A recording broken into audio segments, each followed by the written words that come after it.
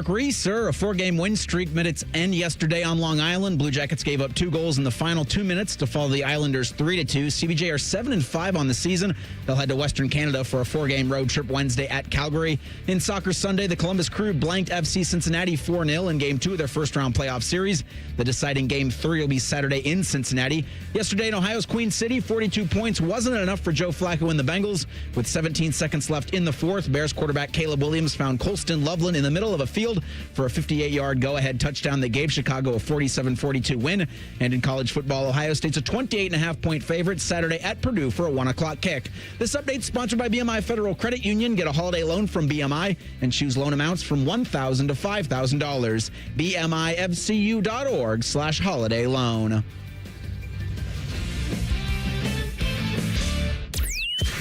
Your morning just got more interesting. Distilled and barrel-picked for your listening pleasure. Bo Bishop, a local sports media legend. What William T. Sherman was to the Union Army, he is to Northern College football. A husband, a father, and middling youth sports coach. He's friends with Central Ohio sporting royalty. Talking to Ohio State Athletic Director Ross Bjorken. Coach Day walking on with us right now. Good to see you, buddy. Good buddy, Austin Ward. My good buddy, Tim May, the Tim May Show. The great Doug Lavery's joining us. Hi, everybody. Dom Barry here. Oh, Reese came in and he handed me papers. Yeah, and then he said, "You see that button? That's the only button you need to worry about. Don't touch. There's 8,000 buttons in front of me." Oh, I didn't know what he was talking about. The one that says on. We blew the budget on this imaging, and only 2 guys answered our ad on Craigslist. Ryan Baker and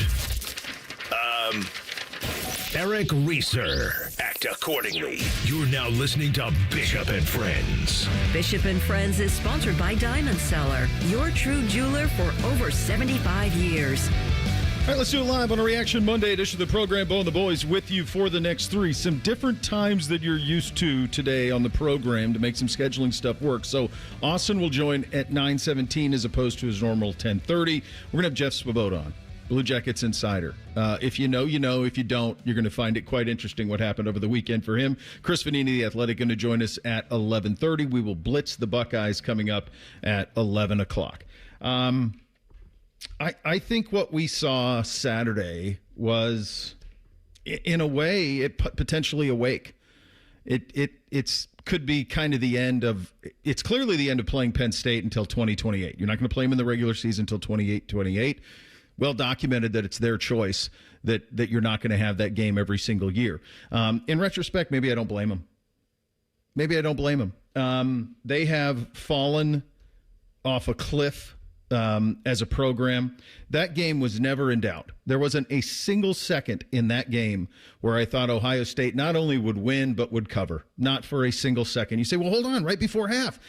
I'm telling you what, like, get Conspiracy Eric fired up. I almost feel like the hand to C.J. Donaldson, obviously didn't intend to fumble it, but it was almost like the conspiracy theorist to me is like, well, maybe Ryan was like trying to create a sense of urgency.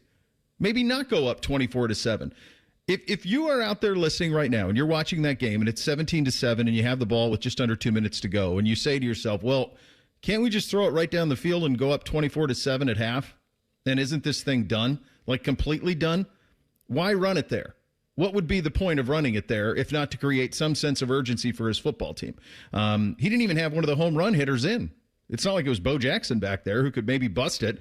You've seen that before, a little handoff and you break it and then you go. You could have thrown it any time you wanted against Penn State on Saturday. And they did. But they could have in the 2-minute drill as well.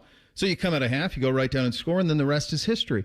I think it's possible that you've broken Penn State as a program over the last decade plus. Since 93, it's 24 wins for the Buckeyes, Penn State with just 8. But this is the number that's particularly staggering. You've won 13 of 14. 13 of 14.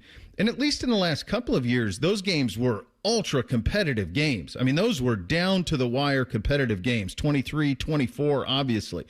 This was not that. This was a beatdown. And look, they fired their coach. They didn't have their quarterback. They didn't have all of those things. This thing, guys, I don't know if you paid attention to this nationally. Nationally, this was treated as if the Buckeyes played Purdue. This is the second most talented team that Ohio State's played this year, Penn State, behind only Texas. They still have first-round picks. They still have NFL running backs. They have all of those things. This win, 38-14, that was never in doubt, that to me felt like it could have been 24-7 if they wanted to at half. All of those things. And if you listen to national stuff, if you're on social on Saturday, the only thing you're hearing is next to nothing about the Buckeyes. And Doug said something Friday that was interesting to me. He said, well, maybe that this is what Penn State needs. Maybe they played too much attention to Ohio State and they tried comparing themselves to the Buckeyes, and that's just not what they're capable of anymore. And maybe they come back stronger. The counterpoint to that is maybe they come back Nebraska. Maybe we've seen it. Maybe we've seen the best of Penn State. Because I'm telling you, if you miss on this hire, and this is why they kept Franklin so long. This is exactly why they kept Franklin so long, because of what I'm doing right now. If you miss on this hire, this program will be gutted. And building it back can be tough if you miss on the coaches. Everybody around the country sees what's happening at Indiana and Vanderbilt before the loss to Texas. They say, gosh, we can flip it really quickly. Be careful what you wish for on that. To me, this felt like it's the end of playing Penn State every year, something that we've done since 1993. We know that. Won't see them again until 2028. They're choosing. We knew that. I don't know what Penn State comes back like. This was treated the way the game this weekend's going to be treated, the way the Rutgers. I mean, this was treated nationally like you played another cream puff. And some of that is true. Penn State is clearly neutered.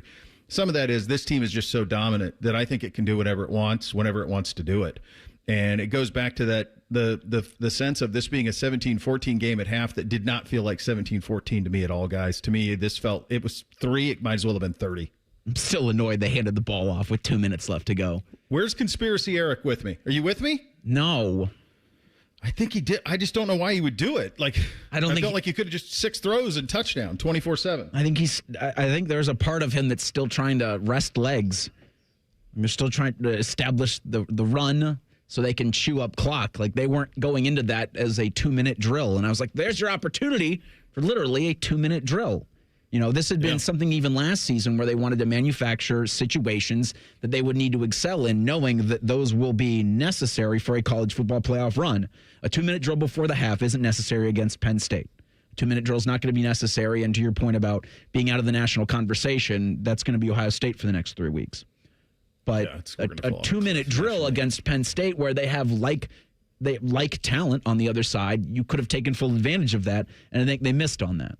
And I think that was I'm interested when Ryan Day talks tomorrow. He'll be his press conference and the round table. If you get a better answer when they watch the film as to why you didn't, in that situation with 2 minutes, have your home run hitter, like you said, on the field and not hand the ball off. One of the first things Ryan said in his press conference was they were up 3 at half and it felt like they were down 21, maybe to the coaches, but to nobody else watching, right? Like second play of the second half, it was Ryan said that, and I'm like, no, it actually felt like you were up 21, and that's how the whole season has felt. We've talked about that, right? Washington 24-6 felt more than that. Illinois 38-16 or 34-16, whatever it was, it felt more than that, and that is just this team. Bo, you're right with Penn State, man, they passed the look test. Down on the field Saturday with those guys, like those athlete for athlete, like they're big. It looks like they could hang. They cannot hang with Ohio State on the outside on either side of the ball. And we talked about this on Friday with 3 things to the game. I wanted to see Ohio State really put pressure on Grunkmeyer because there's no way one-on-one outside that those receivers would have a chance. There was no way the other way that they had a chance to guard those guys. And a lot of guys say, well, they were going one-on-one. That wasn't the total case. They were bringing guys. It looked one-on-one a lot of times, but they were bringing guys over. It didn't matter, though, with Carnell Tate and Jeremiah. And Penn State just didn't have the guys on the outside. They may have the guys in the trenches. Yeah. And they may have the running backs, but they sure as hell don't have cornerbacks and wide receivers like Ohio State. And listen, it's no shame because there's not a lot of teams in the country that are even close to Ohio State when it comes to wide receivers and DBs. But that was the whole difference on that field on Saturday was the athletic talent on the outside is just Ohio State is so damn good. Think of what you guys just said. Reese, you just said, I wrote this down. You said to manufacture situations. That's where you're at. I was where you were. I wanted to see a 2-minute drill. Like, it's 17-7. There's no chance that this game's going to be close. Let me see a 2-minute drill. Let's see the kid execute it. He's allergic to being inaccurate, so he's going to throw it on the screws. It's going to hit guys in stride in the hands over and over and over again. Like, let's see him do it. Bing, bong, bong, down the field we go, 24-7 at half, Cruise City, away we go. So yes, you're trying to manufacture situations. Think what you just said, Bake. You just said Penn State doesn't have it on the outside. No, this was the year they were supposed to. This was the year they went all in. And look at what's become of them. They are 0-5 in the league. You beat them 38-14, and nobody nationally thinks you did anything. Nothing. It's like playing Purdue. Who are you going to play this week? What next time we see them in a regular season game, what is Penn State? Minnesota. Once in a while, hey, that was a good win. What, you see what Penn State did? But then ignored for most of the year. They can't miss. Can't miss on this coach, Bick. What do you think they are in 2 years when we see him again? 3 years? I don't know, Bo, but I do know even if they hit a home run higher, I think Franklin had them at their ceiling. That's why I was never the fire Franklin guy until the two blowout losses when you were 20-point favorites, because that's unacceptable. But all the other ones, they just weren't good enough. And I don't know if they can be good enough. They should be. They should be. I mean, what's the knock on them is they got a tough place to get to as a campus. Once you get there, it's gorgeous.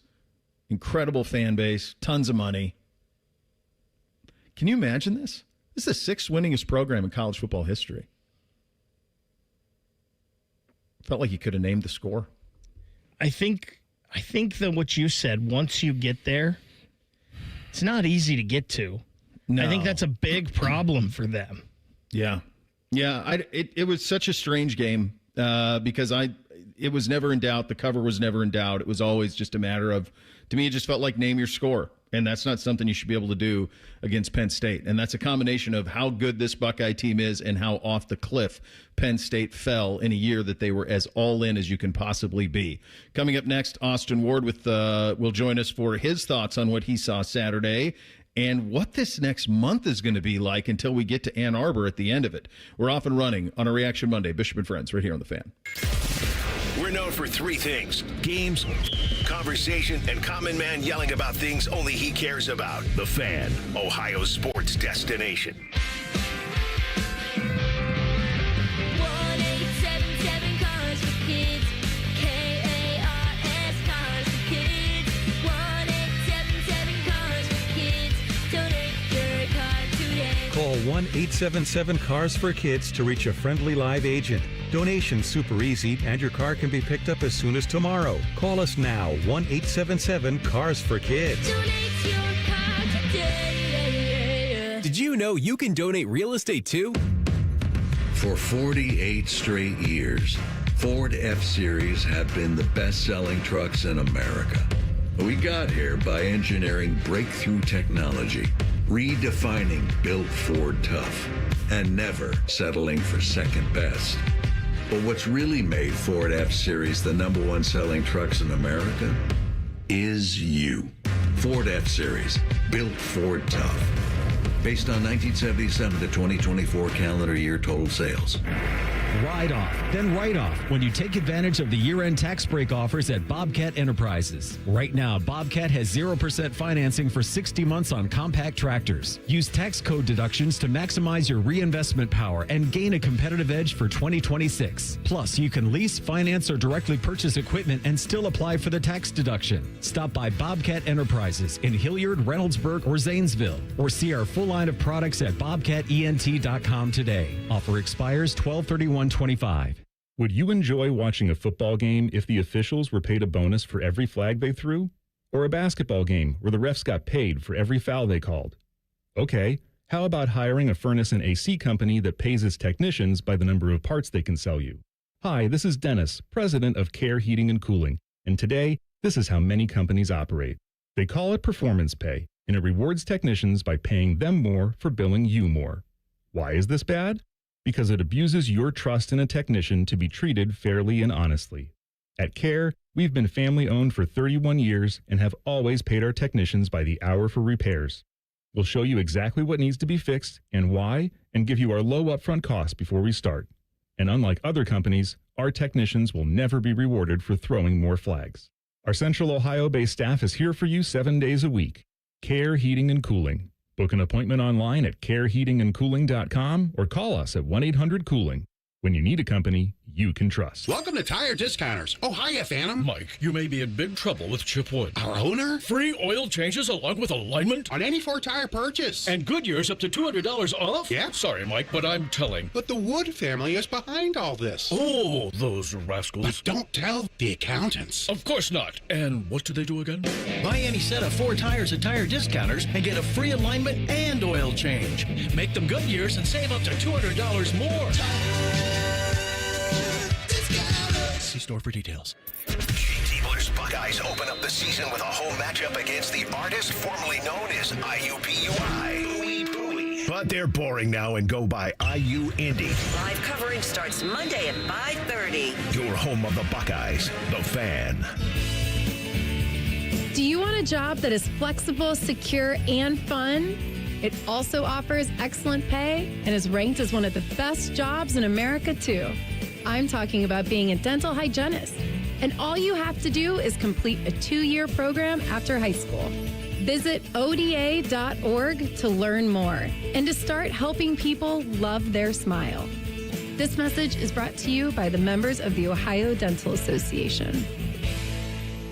At the Ohio Lottery, we make Keno fun, your way. That means you pick your wager. Will it be $1, $2, a crisp $20? Your call. Like picking your own numbers, use any inspiration you like. Birthdays, jersey numbers, you name it. And if you don't feel like choosing, there's the Super Quick Auto Pick. With regular promotions that'll get you more bang for your Keno buck, multiple ways to win, prizes galore, and live draws every few minutes. Anytime is the right time to get in on the Keno action. Keno is always fun, your way. Lottery players are subject to Ohio laws and commission regulations. Play responsibly. Fan weather. From the Logan AC and Heat Services Weather Center. Plenty of sunshine in the forecast today and daytime highs in the upper 50s. However, gusty winds will make it feel cooler than that. For tonight, mostly clear overnight with our lows plunging into the 30s again. And then for Tuesday, more sunshine in the forecast, lighter winds, and highs around 60 degrees. For The Fan, I'm meteorologist Meredith Garfalo with the 10 Weather Impact Forecast. It's Reaction Monday, where our highly trained experts talk football. Sponsored by the Roofing Guys. Your home for reaction and overreaction, The Fan. He knows everything about the Buckeyes. He's been offered tens of dollars by a certain team to spill his secrets. He's told that certain team to go to hell. Damn you all to hell! He's Austin Ward. Joins on the Bryant Heating and Cooling Systems Fan Guest Hotline. I mean, this is where I am with this team. Like, the conspiracy theorist in me was like, okay, hand it to C.J. Donaldson. Not that they anticipated him fumbling, but just to create drama going into half. I have no idea. I'm trying to find. This is Penn State, bud. This is Penn State, for God's sakes. It never felt in doubt. It never felt like they weren't going to cover. It was 17-14 at half, and I know Ryan said it felt like he was down 21. It felt like they were up 40 to me. Yeah, it was the most comfortable three-point lead I've ever seen in my life. There was never a point where I thought there was any jeopardy for Ohio State. I mean, really, once the first drive was over, that's how I felt. But, right before halftime, that was the only real puzzling piece of that game, whether that was the actual play call in a situation where Ohio State could have been aggressive and tried to win that middle eight, or whether it was the personnel.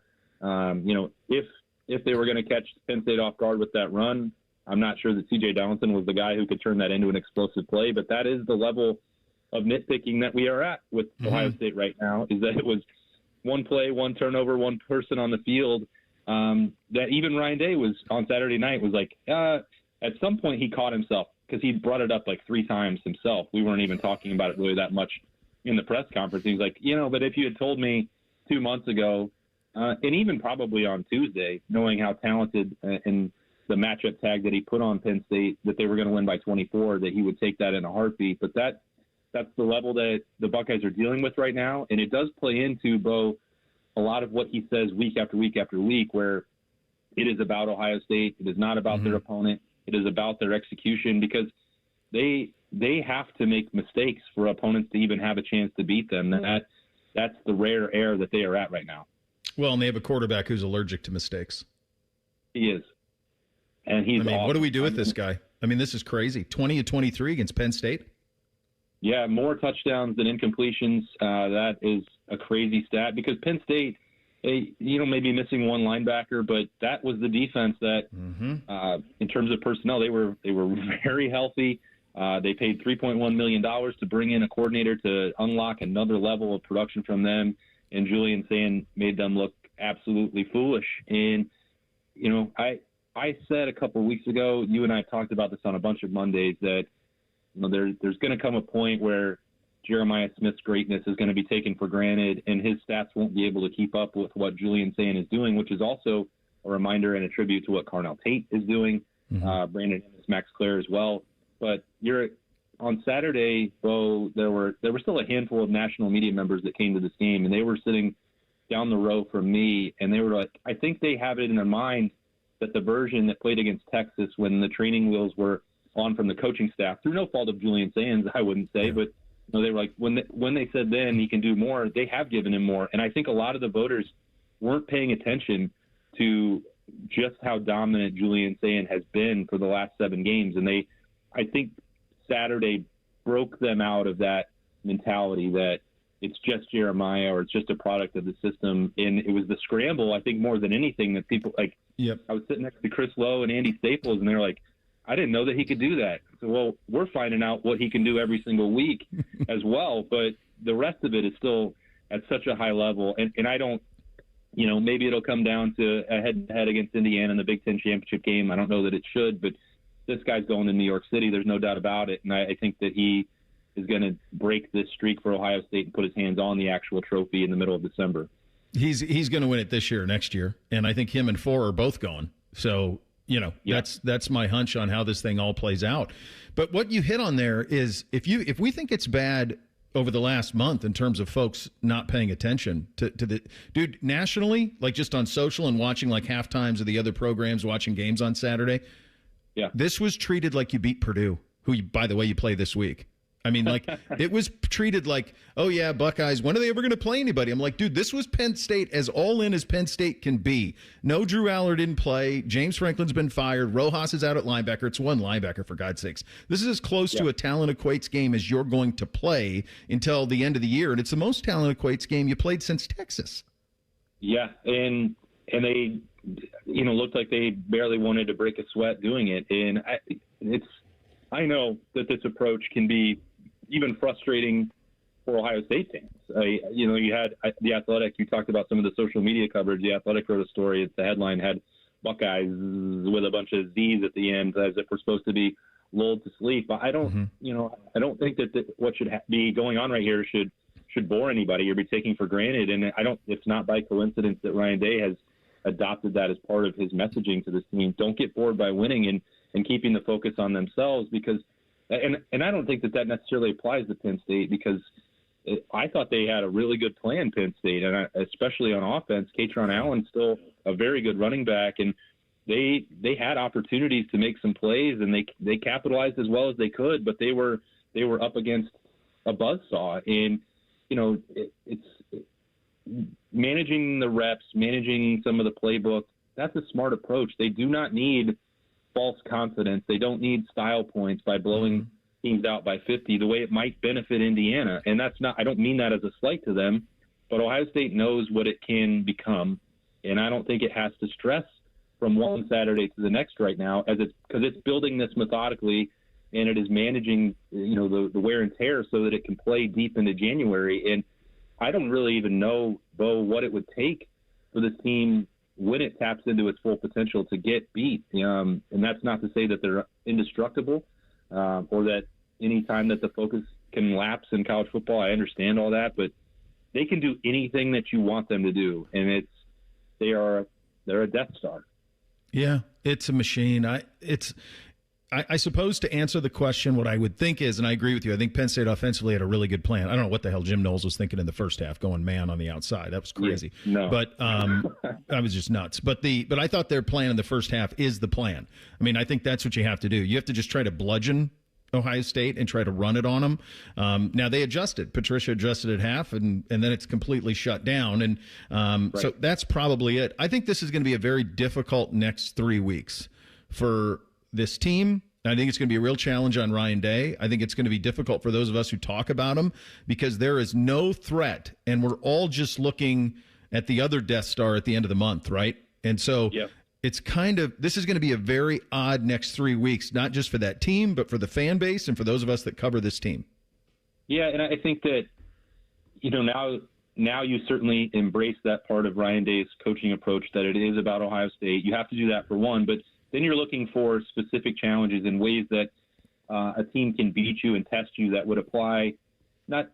Nobody in the next 3 weeks, I don't think, can really do it the way that Michigan will try when they get to the Big House. But I'm almost, and I know that you can't do this, I'm not taking it for granted, but that Indiana game, I think you can book it, that it's going to happen. And then you're talking about, well, how does another matchup with Nico Iamaleava next week against UCLA, what does that mean? Because if you're looking for the ideal blueprint to try and copy a dual threat quarterback who is capable of not making mistakes down the field the way that Arch Manning did, or that Ethan Drunkmeyer was not able to, there were chances to make some plays against us that were missed.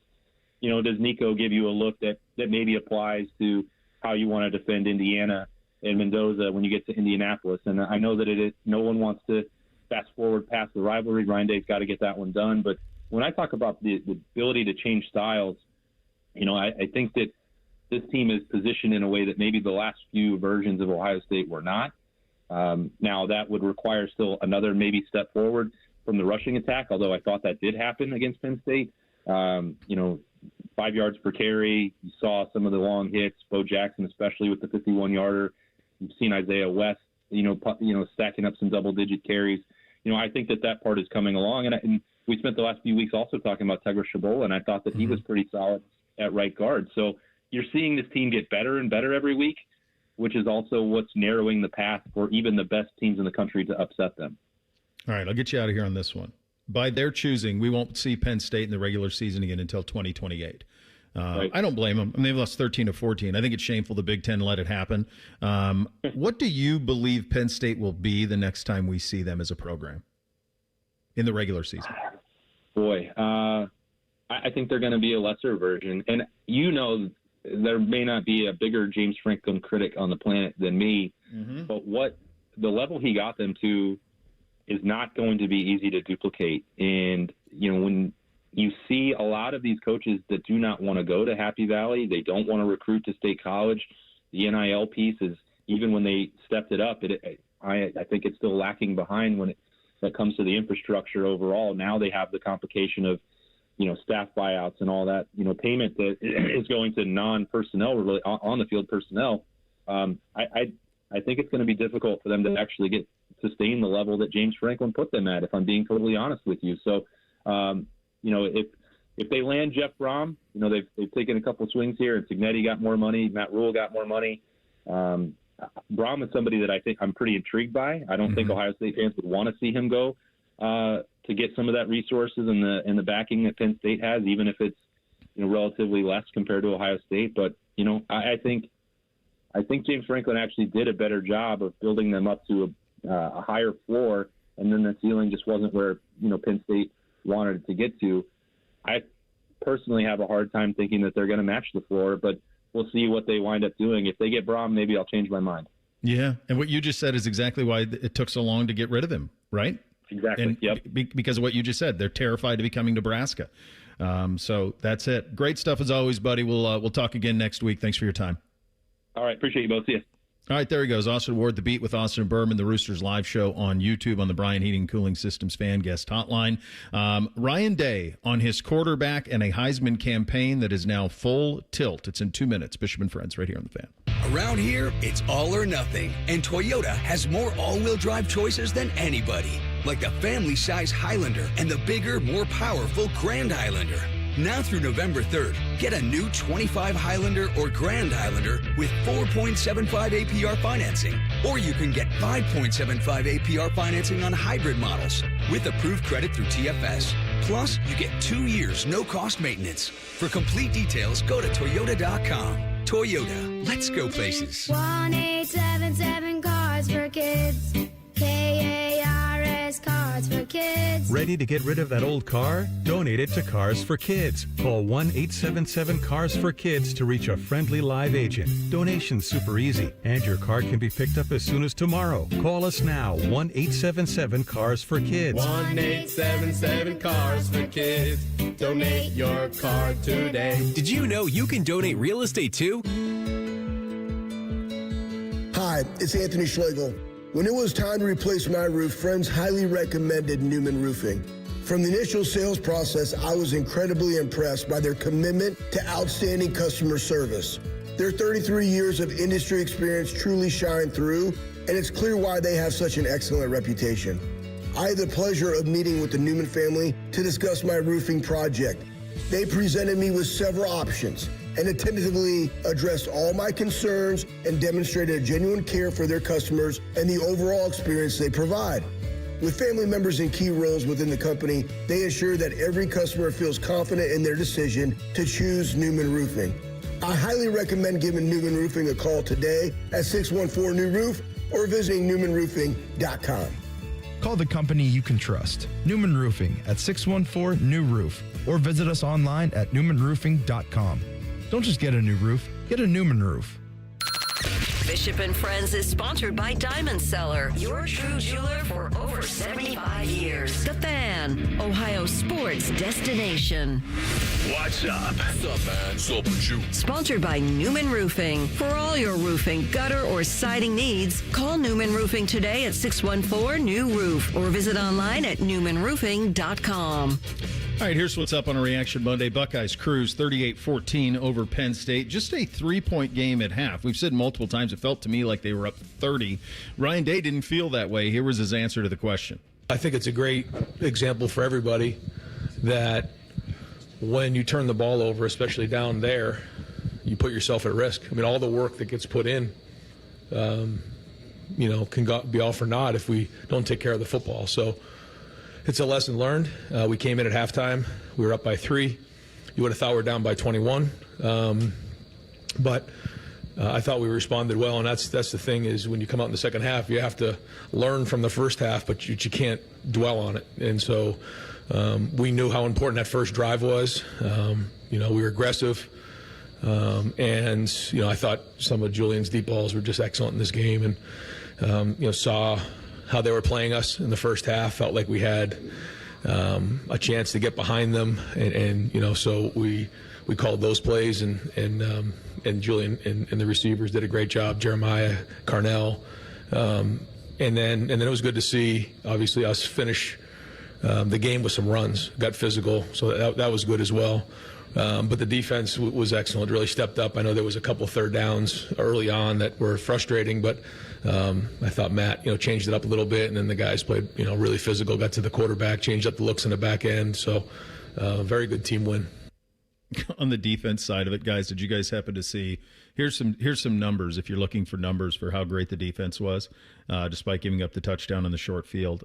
The Penn State quarterback, Ethan Grunkmeyer, local kid, I thought he appointed himself pretty well, considering all of it.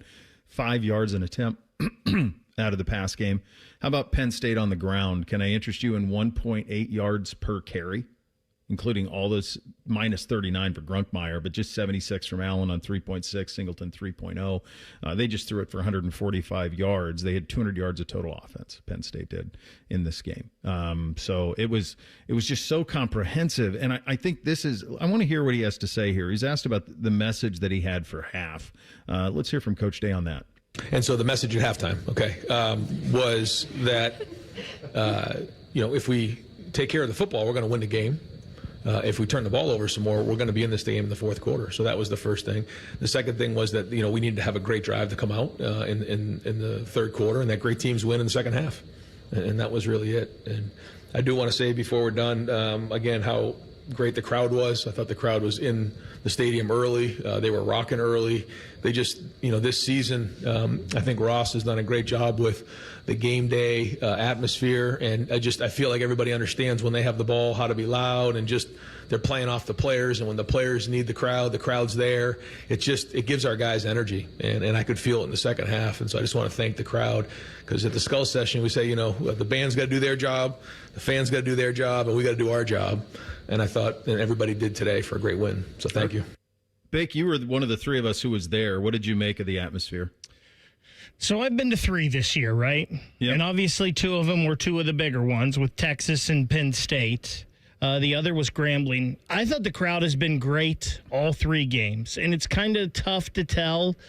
Sometimes when you're up in the press box, we're usually down on the field right up till about kickoff, and then we're up there. But even the Grambling game, when the crowd acted accordingly, when there were times when it was a big play on 3rd down, they were loud. They were loud when they needed to be. The crowd senses the moments. I think the crowd has been great this year. I hadn't been to an Ohio State game since the Michigan State game, I believe was 2020 or 2021 when CJ went off in the first half. But I know some people have been critical of the crowd the past couple years. I think they've been excellent all year long that I've been there. Let me ask you. Go ahead, Reese. I was going to say you had 105 plus stay through the entire game, despite what we've said about how it never felt dangerous. This is what I think this next 3 weeks is going to be very difficult for everybody, as I was alluding to with Austin. I want you guys to weigh in on that. Let me just set it up this way. The challenge for Ryan Day over the next 3 weeks, heading to Ann Arbor and then the Big Ten championship game against Indiana, to me is going to be this. How do you keep the blade sharp without over-sharpening it? Because right now he knows what he's doing. He's an expert in it. He's the best coach in college football, national champion, all of it. The winning percentage speaks for itself. Program's a machine. It's NFLU. How do you sharpen without sharpening so much that it becomes weak? How do you do that? They are 28.5-point favorites over Purdue. Guys, the only reason it's 28.5 is because of their style. If he wanted to Signetti it, he could score 56 in his sleep against Purdue. He could do the same thing against UCLA. He could do the same thing against Rutgers. They won't, because it's not what they're about. They're about getting to 28, cruise control, getting up 28, cruise control, see you next week. So what we're going to be doing, making molehills out of mountains, worrying about a fumble on an odd play call on the first play of a 2-minute drive by C.J. Donaldson, or trying to figure out, God, in the red zone, why can't we punch it in? Why are we getting field goals to the touchdowns? All of those things that we're looking for. He's doing the same thing, man. He's doing the same thing. And he's got he's got serious teams out there looming, but he's got to get there first. And I think that is going to be a challenge for him and this coaching staff over the next 3 weeks.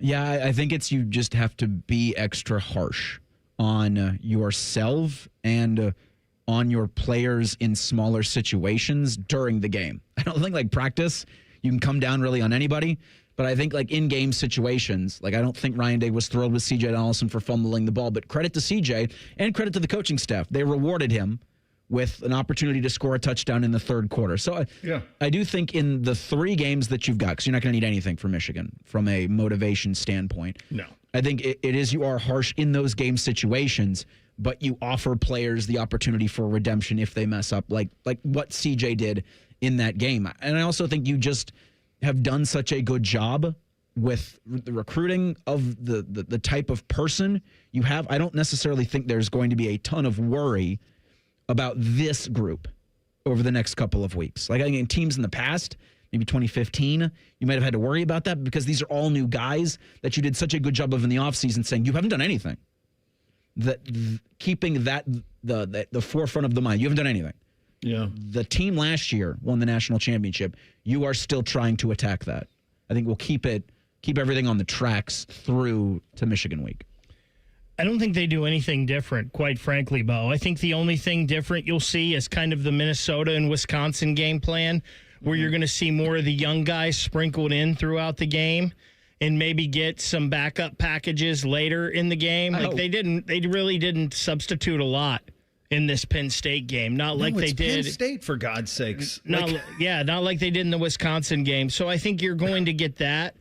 I was talking to someone this weekend who deals with these players as students more than them as players, and they were just raving about the quality of kid that is on this football team under Ryan Day compared to maybe quality of kid in the past. So I don't think they have to worry about it. I think these kids take care of their business, whether it's on the field or in the classroom. I think they're serious about what they're doing. Reese, you talked about the recruiting process and the kind of kid they're bringing in. And they're not just, if you're all about money, go to Texas Tech or go to Texas A&M or go somewhere else, because we're about bigger things than that here. And I think that has just worked to make these guys this team that they are. So I don't think Ryan has to worry about anything, Bo, quite frankly, with that. I also think it was kind of brilliant and obvious to everybody to throw out 2 Heisman campaigns after that Penn State game, because you look to the offense and you say, all right, it's on all of you to make sure that this campaign chugs along through the end of the month. You and I are Heisman voters. You know how this goes. I think we'll get into that. We'll have the conversation with Julian coming up at 10 o'clock. We'll have that conversation with him. So it'll be about stat accumulation, and then it'll be moments in the Michigan game and the Indiana game. And I think that what I just said is why he doesn't have to worry about anything. It's a combination of what you said, Bake, in terms of the type of people they're recruiting that learned from people like Travion Henderson and J2 Tuimoloau and Jack Sawyer and Will Howard. It's about kids who learned how to be pros from them. I had a buddy of mine text me watching Ohio State on Saturday. He goes, good Lord, this is a professional team. And I said, yeah, it is. It is. It's pro football. That's what's happening here. But the other thing is, these guys have not beaten Michigan, and they have not won the Big Ten. So you have their attention. And honestly, you could have thrown out 4 Heisman campaigns after that game, because you can't tell me Arvell Reese isn't one of the best players in the country after watching him against Penn State on that game. No. I mean, I think you could have as many as 5 first-team All-Americans, all deserving. You're going to have the quarterback, the whole passing game. Both receivers, the quarterback. You should have 8 and 2, all first-team consensus All-Americans, let alone the rest. I mean, where does it stop? That's how good this operation is. But they have that nugget of, we've not beaten the team up north, and we've not won the Big Ten championship. And he can lean on that over the next 3 weeks. One of the most famous viral recruiting photos of all time was reenacted Saturday. The whole story behind it is wild. Well, you're going to hear that story coming up next. Bishop and Friends, right here on The Fan. We know everything about you. We know you love the Buckeyes. We know you love the Jackets. We know you're wearing a red shirt. I just freaked the hell out of someone. The Fan. Aaron, I'm freaking out a little that you're giving away $500 in free repairs whenever someone buys a new water heater. When people are faced with an unexpected expense, an unexpected gift helps restore balance to the universe. Get Eco. ECO. How many things can our plumbers do for $500 or less? Tons of things. Like what? We can repair a toilet that's not working. We can replace a hose bib, install a utility sink or a vanity, run a water line to an appliance, replace a garbage disposal. Get Eco. ECO. Replace a shutoff valve, fix an exposed water leak. What's an exposed water leak? It's one you can see. It's not inside a wall and it's not underground. And we're going to do these sorts of things for free just because a person buys a water heater? Yeah, for free. Because we're restoring balance to the universe? Balance to the universe. Get Eco. ECO. Give it away, plumbers, genius electricians, and gonna make you cool again, HVAC technicians. Who go to geteco.com. Hey, fans! Welcome back to Fansville's Cheers and Tears. Oh. Okay, so like everybody deals with losing, right? To a rival on a last-second field goal. Whatever, it's fine. I'm totally fine. But I cope with losing with an ice-cold Dr. Pepper. Those 23 flavors are like so delicious. They totally wash away the pain of your college football team taking a big fat L. College football, It's a pepper thing. People can't say enough amazing things about Vanscoy Hair Clinics. Men and women struggle with hair loss every day, and they completely change their lives. Vanscoy Hair Clinics is the only company in Ohio that has PRP, platelet-rich plasma, and the multi-unit hair grafting hair transplant procedure. Go to vanscoyhair.com for more info, or call 614-432-8042. Here's what some of their hair transplant clients have said. Around 26, 27, I lost almost all of my hair on top. It changed my life in ways that I could not imagine. My hair is going to continue growing for the rest of my life. There is hope that you can do something about your hair loss. Multi-unit hair grafting gives you 3 times more hair per procedure, saving you time and money. Hair transplants are more affordable than ever, and PRP is a fast, easy, and effective 45-minute treatment for thinning or damaged hair. Call Vanscoy for a free consultation, 614-432-8042, or visit vanscoyhair.com. That's 614-432-8042. Find out what procedure will restore your hair. For 48 straight years, Ford F-Series have been the best-selling trucks in America. We got here by engineering breakthrough technology, redefining Built Ford Tough, and never settling for second best. But what's really made Ford F-Series the #1 selling trucks in America is you. Ford F-Series, Built Ford Tough. Based on 1977 to 2024 calendar year total sales. When the coach speaks, we listen. Ryan Day's weekly press conference comes your way every Tuesday at noon. Sponsored by The Roofing Guys. For all your roofing, siding, and gutter needs, contact The Roofing Guys at theroofingguys.com. The Fan, Ohio sports destination. Your game day headquarters is here at ESPN Bet Sportsbook at Hollywood Casino Columbus, the only place to watch and win. Catch every play on more than 30 TVs and over 50 feet of video wall. Score tickets, signed professional and college sports memorabilia, and pen cash prizes. Join the watch parties for every home team game with a tailgate buffet and bucket specials. Plus, get official game day swag with every table reservation. Game day lives here, only at Hollywood Casino Columbus. Must be 21. Gambling problem? Call 1-800-58-99966. The Ohio State University Army ROTC isn't just a curriculum. It's more than just a path to a degree. For more than 150 years, we have been forging tomorrow's leaders. Here you will find your purpose, your mission, your ROTC family. At Ohio State, you're not just joining Army ROTC, you're stepping into a history of excellence that spans generations. Learn more at arotc.osu.edu. Buckeyes lead the way. The Fan Guest Hotline is sponsored by Weston Air Heating and Cooling and Bryant, doing whatever it takes to keep you and your home comfortable. The Fan. The perfect show for quarter zips and khaki shorts. You're listening to Bishop and Friends. All right, if you're one of the young kids out there, you probably know him as your Columbus Blue Jackets team reporter. If you're an old head like me, you know him for that, but you also know him for what he did previously on the Buckeye Beat, among other things. Also one of the best guys in all of the world. The great Jeff Svoboda joining us on the Bryan Heating and Cooling Systems Fan Guest Hotline. Okay, you reenacted it this weekend. We'll get to the it in a second, but I want to start all the way back at the beginning. When did you realize that a photograph of you in the end zone looking up at a Rob Gronkowski on a recruiting trip after having a long night became a thing? What's actually funny about this whole scenario is that I don't really know how it became a thing. Like, I understand why hungover Gronk is funny and why it's become an internet meme, but how it got there, I really don't understand, because the photo was taken 2006 Michigan game. Adam Jardy, actually, who works for the Dispatch, was my coworker at the time and took the photo. And it just sort of disappeared for probably like 10 years at least.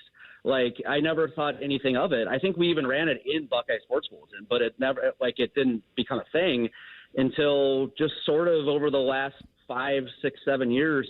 You start to see it everywhere. And at first, I've kind of gone through cycles of, first I'm like, oh, it's funny, there's that old photo. And then I was kind of like, I don't look exactly great in the photo. So I'm kind of like, okay, like this can go away a little bit. But now as it's just sort of become a meme and we've seen it now pop up, McNeil on Twitter posts it all the time.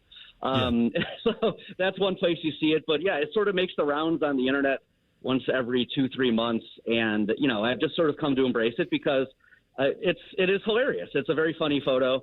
Both Gronk's look and mine are pretty good, and so it's just become, I guess, part of my life story at this point. So yeah, but it's wild though because it really did disappear for a long time, and now it's become a thing. And I cannot for the life of me understand how that happened, to be honest with you. So before it started to become something kind of nationally, when did you and Adam or anybody become aware, oh my God, that was Rob Gronkowski in that photo? When did that click for you? Yeah, that's a great question, because at the time, Gronk was, a recruit looking at Ohio State, and he was a good recruit and was, I think, if I remember correctly, there was 1 million recruits at that game, but he was, probably not the top billing star. He was, a 4-star tight end from Pittsburgh. He wasn't the celebrity that is Gronk now. So at the time, I guess, I thought about it a lot over the last couple of days. And, you look back, in 2006, it was just kind of a funny, like, oh, hey, I'm in the background of that photo with Rob Gronkowski. Like, whatever. He's a good recruit, but, you had no idea he was going to become, he's like Cher at this point. I sound old saying that, but like, people you call by one name, right. Like you just say Gronk and everyone knows who you're talking about. So he's, become one of the bigger football playing celebrities of our time, which is funny to think back to when he was just, a 4-star recruit. I mean, the jacket he's wearing just says coach on it. Like, I think it's his dad's jacket. It's not like he was like a superstar or anything. So, it's gone from, that's kind of funny, to not thinking about it for 10 years to it's now something that follows me pretty much everywhere I go, and ended up somehow getting me on national television on Saturday. Okay. How does this come about? How does this reunion who reaches out to you? How does this happen this weekend? Yeah. So Wednesday evening, I got a DM on Twitter, X, whatever you want to call it, from a producer at Big Noon Kickoff. And he said, hey, can you give me a call? And gave me his number. And I was a little bit confused because this was before they had announced that Gronk was coming to Columbus this weekend. And I'm like, what does this guy want? Like I don't cover football anymore. Like, what's this about? And then I saw the Gronk was coming, and I was like, I bet I have an answer here. And in fact, when he called me on Thursday, he's like, do you know what this is about? And I was like, yeah, I think I do. And I was like, you got the right guy. I was like, yeah, I'm the right guy. Yeah. So we just kind of, apparently Gronk brought up the photo in a production meeting, and they were just doing some digging and found me. And, we had a couple calls on Thursday and Friday just to kind of hash out the details. And then suddenly, I'm in a golf cart with him at Big Noon Kickoff on Saturday, and then walking across the field with him. And it was all I've been in that stadium covering games for 20 years, and this was probably the most surreal moment of all those times. But, at the end of the day, it was pretty fun. And I had a feeling this day would come, but, to have it actually happen in the way it did was pretty incredible. It's one of the most improbable stories, all of it. Like how the photo gets out, how it becomes viral, and then reliving it all these years later. How was he? Was he cool? Like, did he find it as funny as you do? Like, how did all that go? He did. So I'm at the set on Saturday, and they're doing the show. And then there comes the time where you go from the set into the stadium for the beginning of the game. And, the producer's like, oh, wait, you're going to ride the golf cart over with Gronk. So we all kind of start congregating to go over. And, the producer goes, here's the guy in the photo. And Gronk got a huge smile on his face and, could not have been nicer. In the golf cart, we're just talking, he was telling me about his visit. We were just kind of, reminiscing about that day and just chatting. And, we took selfies with each other. He actually took one on his phone, so I don't know what he's going to do with that. But he could not have been nicer. He thought it was just as funny as I did. And it's crazy because, I know Rob Gronkowski's had how many moments of his life that have, he's lived a very public life, I guess you could say. And I'm, I've had a great career, worked for the Blue Jackets. I've, been a success in my field, but so many people in the world just know me as the guy in the background of the Gronk photo. So this is kind of a singular experience for me. And he certainly made it, made it special, because it was going to be cool no matter what. But the fact that he thought it was as amusing as I was and was as welcoming as he was pretty cool. I have nothing but great things to say about Gronk, and it's going to be a very cool memory going forward for sure to spend that time with him and reenact the whole thing. All right, you have got to get an autographed photo of that photo from him. Did you get one? Well, what's funny, I did not get one. It was such a whirlwind on Saturday. Sure. It's not like I printed out a copy.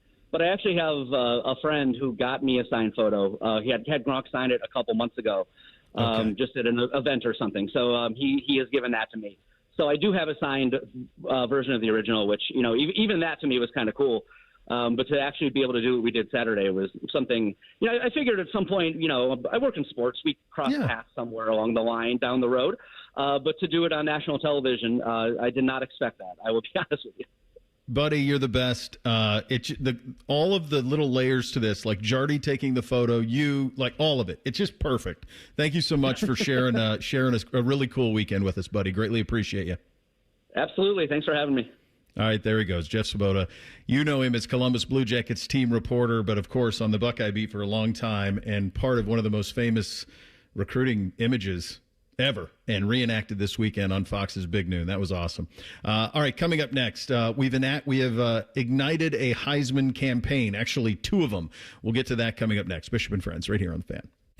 Just when you thought afternoons couldn't get any dumber. You fellas been doing a bit of boozing, have you? Common Man and Timmy. Weekdays from 3 to 6. Your home for dumb. The Fan. Hey, what's up? It's T-Bone. If you've hit your medical deductible, now's the time to see Dr. Mark Levy. Get a custom oral appliance that stops snoring and helps you ditch that CPAP and pay less out of pocket. Call 1-800-MORE-SLEEP or visit sleepbettercolumbus.com before the year ends. Dormar, your pilot hero. Hey, it's Anthony Rothman here for Germain Honda of Dublin. So what's the difference? There are other Honda dealers around. Well, Rich Newsom and his team want to earn your trust. They don't expect it, and they earn it by giving you a great price, and then they back it up after the sale. With same-day service, no appointment necessary, a great variety of brand new Hondas, and hundreds of pre-owned certified Hondas to choose from, all at the same location. Identify yours at GermainHondaofDublin.com. Germain Honda of Dublin, Sawmill Road, just south of 270. Delaware County Veterans Services is ready to help you access VA benefits, emergency financial assistance, dental and medical grants, transportation, and more. Give Delaware County Veterans Services a call, 740-833-2010 to schedule an appointment. With business banking, Tel Ohio Credit Union takes it personally. That's why they are the #1 SBA lender among Ohio credit unions. You are a member, not a number. That's the Tel Ohio difference. Visit telhio.org/business. Certain restrictions apply. Tel Ohio is open to all in Central and Southwestern Ohio. Federally insured by NCUA. James Laurinaitis here for my guys at Green & Sons, the premier Kubota dealership in Central Ohio. Green & Sons has all the Kubotas you need to tackle your land and come out a winner. They have zero-turn, skid steers, tractors from 18 to 171 horsepower, and also utility vehicles. My favorite is my RTV Sidekick. The best thing about Green & Sons is they've been family-owned and operated since 1970, and you will love dealing with the Green family and their winning team. Do what I did and check out Green & Sons located in Mount Sterling and Marysville or online at greenandsons.com for all your Kubota needs. Give me a mountain with lots to do. Give me the sunshine, give me a dew. Give me something simple and true. All I need is sunshine when I feel refreshing mountain dew. So give me my good days, give me a dew. Grab some friends and an ice-cold Mountain Dew today. Mountain Dew. Hey, what's up? It's T-Bone here for Window Nation. Living in Ohio, you want your home to be comfortable year-round, your family protected, and an investment you can feel great about for years. Now, during Window Nation's end-of-year sale this November, you could save big on windows that do just that. You'll save 50% off all window styles, plus you can get 0% interest financing for 5 years. Window Nation's proven quality windows are so good you'll actually save money on lower utility bills every single month. And they're backed with a lifetime warranty. Window Nation even has an A+ rating from the Better Business Bureau and over 45,000 5-star customer reviews. And did I mention you could celebrate your newly upgraded home with a chance to get 2 Ohio State game day tickets?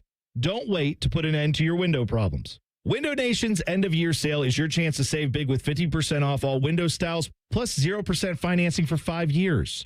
Window Nation, a proud sponsor of Ohio State Athletics. The sale ends soon, so visit windownation.com today to get started.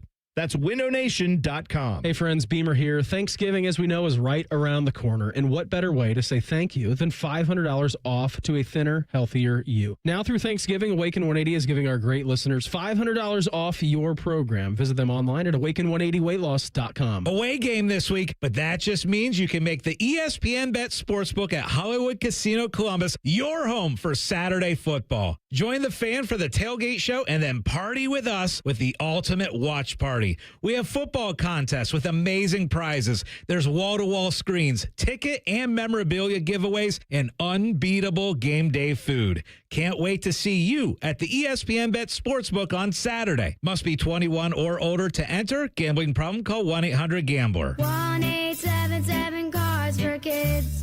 KARS Cards for Kids. Ready to get rid of that old car? Donate it to Cars for Kids. Call 1-877-CARS-FOR-KIDS to reach a friendly live agent. Donation's super easy, and your car can be picked up as soon as tomorrow. Call us now, 1-877-CARS-FOR-KIDS. 1-877 Cars for Kids. Donate your car today. Did you know you can donate real estate too? Dormar, you're kind of hero. When your furnace or air conditioner is broke, we come out that same day. Dormar, home the Tin Man. Hey, what's up? It's T-Bone. Don't let your insurance benefits go to waste. End the year sleeping better with Dr. Mark Levy's oral appliance. No mask, no noise, just results. Hurry, deductibles reset soon. Call 1-800-MORE-SLEEP or go to sleepbettercolumbus.com today. Broadcasting from the Lindsay Honda Studios. Honda makes the cars. Lindsay makes the difference. Visit lindsayhonda.com. WBNS-FM, HD1 Columbus. Good morning. I'm Eric Reeser. Number 1 Ohio State's 8-0 and on the road Saturday at 2-7 Purdue. Buckeyes are 28.5-point favorites for a 1 o'clock kick at West Lafayette. The first set of college football playoff rankings will be out tomorrow night at 8. In other news, Auburn fired Hugh Freeze on Sunday. Tigers were 4-5 in his third season with the school. There are 12 FBS schools with a vacancy that does not currently include Maryland. In college hoops, Ohio State begins the regular season Monday. Buckeyes host IU Indianapolis tonight at 6:30.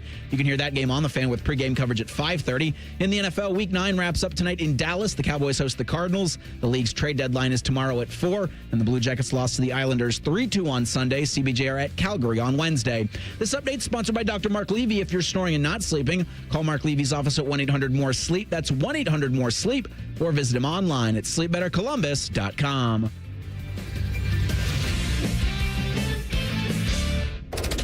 The friends are the guests and listeners. Reeser and Baker just work here. Back to work. Back to work. Everybody, work, work, work, work, work, work. You're listening to Bishop and Friends. Is the Buckeye basketball game on television tonight? Big Ten Network Plus. Okay. Where is that? Is that via app only? Yeah, that's your app.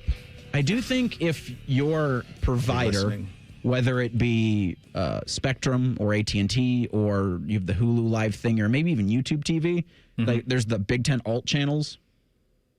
Be on one of those. Oh, it's somewhere in there? Yeah. Okay. All right, if they still offer the Big Ten alt channels. Which you can always, though, just listen to Paul and Ron right here on the Fan. Do that. Well, that's what I'm going to do. But I also like to put visual to it. I don't know if you guys noticed. Apparently, ESPN is at war with YouTube TV. Mm-hmm. Did that sneak under the radar? They brought like Arkansas into this. Like their member schools of the SEC were going at YouTube TV. Wild. I mean, this is much of a public campaign against YouTube TV I've ever seen. And of course, what does ESPN really want here? They want to drive you to the app. They want it all on the stupid app. I think they offered College Game Day on Pat McAfee's Twitter. They did. Yeah, live streamed it. Yep. So they don't. And I don't know if any of this is ever going to work long term. I mean, we're well into the streaming wars at this point. I saw an ad over the weekend for, I think it was Apple TV and Peacock bundling. We've got a Hulu, Disney Plus, ESPN bundle that's happening. The only one that doesn't need to bundle is Netflix because they stand on their own. All the rest of these things are just looking for partners and trying to recreate cable. That's all they're doing. A punch card for being a cable customer? Like every year this goes, you just get a punch. And at the end of all of this, when they say, y'all came back to us, but those who stayed, free cable. They should. I get a punch every time I get my cable bill. Well, it feels like a punch, yeah. I mean, that's a big shot right in the sternum every time. But I'm immune to all of this. So to me, it's worth it because I don't have to worry about Blue Jackets or Cavs games or Guardians or Reds games not being on TV. They're all on TV. I don't have to worry about ESPN Game Day being not on TV. It's on TV. I mean, they have carrier disputes with them too, but I've never missed anything because of it. So, Spectrum should put me on scholarship for being the last remaining holdout here. If somebody hypothetically had a device that just got everything on it, you wouldn't have to worry about any of that anyway. So, well, Jeez, cops are listening. I mean, Bake. the FBI has been pretty active lately in the sports world. Yeah, easy, Bake. No reason to out I'm saying if somebody hypothetically, I didn't say any of us did. Yeah, I'm just. I got the bills. I would promise never you, it break ain't the me. law ever in my life. Never. So we've got a month left of this thing. You've got, I don't think it's a coincidence that with a month to play, Ohio State said, okay, let's go. So they have 2 hashtags for the Heisman. They have We Are Saying Heisman, hashtag We Are Saying Heisman, and we have hashtag JJ for Heisman. So both of those guys are going to be. Ohio State's always been very classy with this. I've never seen them go overboard with it. They always have to be, in the last, as long as I've been around here, there's usually more than one. I mean, I think we had 3 Heisman finalists the one year. We've had 2 a bunch of years. These teams are usually so talented that there's so many different ways you could go in terms of promoting a Heisman that it's smart to just do 2 of them. There's going to be 3 games before the Michigan game that are just going to be bottom line games, we call them. What we mean by that is you're watching another game in another market and you see number 1 Ohio State scroll across the screen and you see Buckeyes 49 and Purdue 7. And you go, well, Ohio State handled its business. What did Sayan do? Well, he went 24 of 27 for 347 and 4 touchdowns and no picks. What did Jeremiah Smith do? 6 for 137 and 2 touchdowns. What did Carnell Tate do? 7 for 126 and 2 touchdowns. And you go, okay, well, the Buckeyes are handling their business. That's what the next 3 games are going to be like. Either one of these guys can win it in the last 2 weeks. You can win it. Jeremiah made a play on a tip pass from Julian, like one of the rare instances where Julian did something that wasn't perfect. And by the way, just a really good play out of the Penn State defensive player. But Jeremiah Smith made a play that was like a reminder of, oh, yeah, I'm here too. And you sent us the still of it, Bake. The still is even more impossible to wrap your head around than even seeing it moving. But when you see it frozen and you see him reaching back, it defies logic. So they both are going to have these moments at the end of the year. You're going to have the Michigan game and you're going to have the Indiana game and the Big Ten championship game. Those are going to be when the Heisman is won or lost. So the statistics from saying the touchdown throws, the long touchdown or the long throws from saying were great, but I thought his best play was there's a 3rd down conversion he made with his legs. Yes. Moving around Dennis Sutton and then another Penn State defender and converting on the ground. Like it felt like that unlocked another thing with Julian that only makes this more entertaining for Buckeye fans over the next 3 weeks. And then certainly when the national spotlight's on you in the Michigan game and in the Big Ten championship against other Heisman favorite and Fernando Mendoza, you could see the argument being made week to week. It'll just, on the national level, you look to that Big Ten championship game and say, that'll be the day. Reese, I have that play highlighted on my notes. That was to me, the most important play of the game because the very next play was a 45-yard touchdown pass to Carnell Tate. And that put the Buckeyes up 17-7. If he doesn't get that first down, who knows how the rest of that first half plays out. But I think that was the single most important play in that game, that 3rd and 5, where he made 2 guys miss and got the first down. I think the only thing that could hurt him is how easy he makes it look. I just think it looks so it's like a video game. And like we see all over the country how hard being a quarterback in a college football team is. God, dude.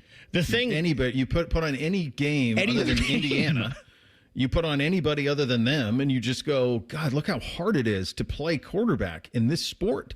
And it's not for him. It's really easy. I keep saying it, he's allergic to inaccuracy. He just doesn't throw balls that don't hit people in stride in the hands. The thing that's going to hurt him the most is number 4 and number 17 and number 25 continuing to get better and number 8, number 2 on the other side because everybody's going to be like, it's easy to quarterback that team. Well, it's also the other thing is the guys who are the front runners are him. They're all up here. So it's him, it's Jeremiah, and then it's Fernando. And then, so remember, this is all kind of doled out equally around the country. So, like, there's a ton of voters in the South, a ton. There's a ton out West where usually you vote by the teams you play. So what does the South, how does the South split up? Like if they all go Ty Simpson, let's say that Alabama wins out, or they all go Marcel Reed, let's say Texas A&M wins out, and they all go there as number one on the top of their ballot. How do they handle 2 and 3? Because that's what's probably going to sway this thing is that part of it is, and I agree with you. I think one of the, I think this is important what Austin said. It was important for the national media to be here, those that were Saturday, because there is a kind of this lazy national narrative that he is a byproduct of those receivers. Anybody would want to throw to those two guys, but they don't have to work very hard either. The ball hits him in stride. The ball hits him in the hands. The ball hits him exactly where it's supposed to be. And I think if anything, the ease with which he goes about his business makes people maybe not appreciate him as much. That's why we're going nuts over a little scramble on 3rd down, because everything is just drop, plant the foot, let it loose, hit him in stride, 1st down, touchdown, bing, bong, boom, away you go. There's nothing where it's like he's got to make some hero play because he's so damn good. He's so efficient. That's I think the thing that's really difficult is the wow plays. He makes all the wow plays look easy because of how accurate he is. So that part I think will be a challenge, because how does this vote go at the top? But he can win it. Jeremiah can win it. They can both win it the last 2 weeks of this thing. We do have Ryan on the quarterbacks, do we not? Did I see that somewhere where he was asked about the quarterback talent across the country? I don't know. I shouldn't say I don't know what else is out there. I've watched them from afar. I think there's some really good quarterbacks across the country this year. There's a lot of good quarterbacks in the conference. And so, it'll be told when the season's over. I think it's easy to be at whenever week 8, week 9, week 10, and try to make, proclamations on where guys are. I think we have to see, what the season, holds for us and the progress that's made, and then we go from there. And I think even when you look at, the Heisman Trophy, it's sort of after the season's over, and there's still a whole bunch of football to be played afterwards. So I think that's unique, but that's the tradition. But I do think that if Julian continues to play the way that he's playing, he deserves to be in the conversation at the very least. Oh, he's in the conversation. He's a front runner, isn't he, now? According to FanDuel. Yeah. He's going to be all over it. And the challenge for them and this team, and it goes to something we talked about earlier, is the football Ferrari is going to be in the garage the next 3 weeks nationally. People are going to open the door to the garage and look in and go, God, it looks great. Then they're going to close it. And then November 29th, you're going to open the garage and shift the sucker into 5th. And that's when you figure out what this thing's all about. But the next 3 weeks, you're in the garage. All right. Massive audience, delivered on the biggest level possible. Baseball Bo was back in a big way. Historic World Series, incredible games, and a lot of people paid attention to it. We'll get to it coming up next. Bishop and Friends, right here on The Fan. All the 10 TV people come over to our side of the building to take a deuce. That should tell you something about how we operate. The Fan. At Kroger, you never compromise. You get high quality and low prices. Like you never compromise your meal with our spring salad mix that's guaranteed fresh. And you never compromise your budget with low prices in every aisle. Kroger shoppers never compromise. Kroger. Fresh for everyone. It's BOGO week, so use your card for buy one, get one free deals on Kroger brand apple juice, Screamin' Sicilian pizza, and more participating items. Kroger, fresh for everyone. I'm Leslie from Pella Columbus. And I'm Wilson from that other window place. Wilson, we've got a problem at Pella. I like where this is going. Because of Pella's reputation and quality, a lot of folks assume that we're out of budget. Oh, that's too... Oh, I hate hearing. But we've actually got 5 awesome window lines that fit any budget, from the $300,000 to the $3 million home, and far from the most expensive. So you actually don't have a problem. Awesome. Get the windows that Columbus homeowners rated the leading window brand at PellaColumbus.com. Twin Peaks is the best in the game. Here, your favorite drafts are poured at a frosty 29 degrees, and rare barrel-aged whiskeys are served just the way you want them. It's bigger game days and bolder fight nights. I mean, where else can you find a scratch kitchen that always comes in clutch every day from lunch to late night? Only at Twin Peaks, the #1 sports bar. Hit a home run for happy hour and ask your Twin Peaks girl about local specials on drafts, cocktails, shots, and more. Bills piling up? CME can help you wrap up your debt into one simple, manageable signature loan with rates starting as low as 8.75% APR. Instead of juggling stacks of statements, let CME help you unwrap peace of mind this season.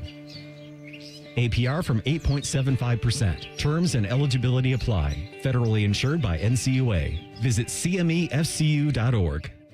When you're building a single-family house, multi-unit house, townhouse, penthouse, row house, or tiny house, lean on green. Sunbelt Rentals. The Columbus builders who are building Columbus do. They know they can rent the right equipment at the right price right now, thanks to the largest rental fleet and most rental locations in Columbus. All powered by people for equipment know-how, support, transport, and training. So no matter what you've got going in or going up, lean on green. Sunbelt Rentals.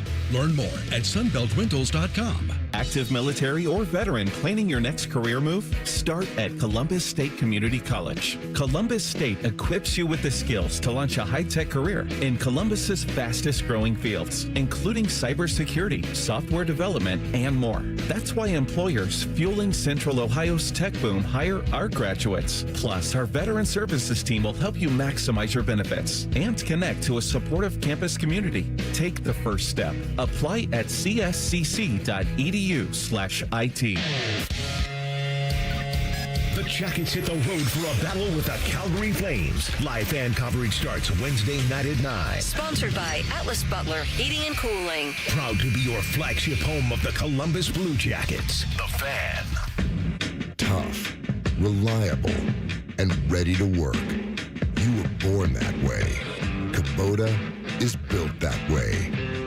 Our entire ag lineup, featuring versatile tractors and hay tools, powerful skid steer loaders, and the rugged Sidekick utility vehicle, is designed with the engine of a Kubota and the heart of a farmer. Visit KubotaUSA.com to find a dealer near you. At the Ohio Lottery, we make Keno fun, your way. That means every few minutes across Ohio, 20 out of 80 possible numbers are randomly picked. And if some of the numbers you picked match, voila, you're a winner. Keno doesn't require you to know a single thing about sports ball or overs, unders, pluses, minuses, or lines, or whatever else. Keno is as simple as, did some of my numbers match? They did? Great. You just raked in some dough. There are more than 20 hours of Keno draws every day and thousands of places to play statewide. Lottery players are subject to Ohio laws and commission regulations. Play responsibly. Fan weather. From the Logan AC and Heat Services Weather Center. Plenty of sunshine in the forecast today and daytime highs in the upper 50s. However, gusty winds will make it feel cooler than that. For tonight, mostly clear overnight with our lows plunging into the 30s again. And then for Tuesday, more sunshine in the forecast, lighter winds, and highs around 60 degrees. For The Fan, I'm meteorologist Meredith Garfalo with the 10 Weather Impact Forecast. 1, 2, 3. Football season is weird because we actually look forward to Mondays. It's Reaction Monday. Sponsored by the Roofing Guys. The Fan. When General Sherman marched through Georgia, he was listening to this show. Use your skills for good, young warrior. This is Bishop and Friends.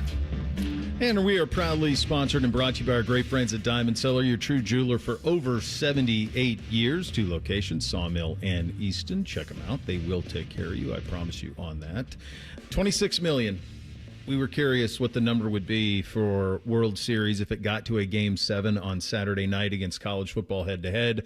It dominated. It was 26 million. We were curious if this is something that would drive the casual sports fan into the television screen and force you to watch. And it did.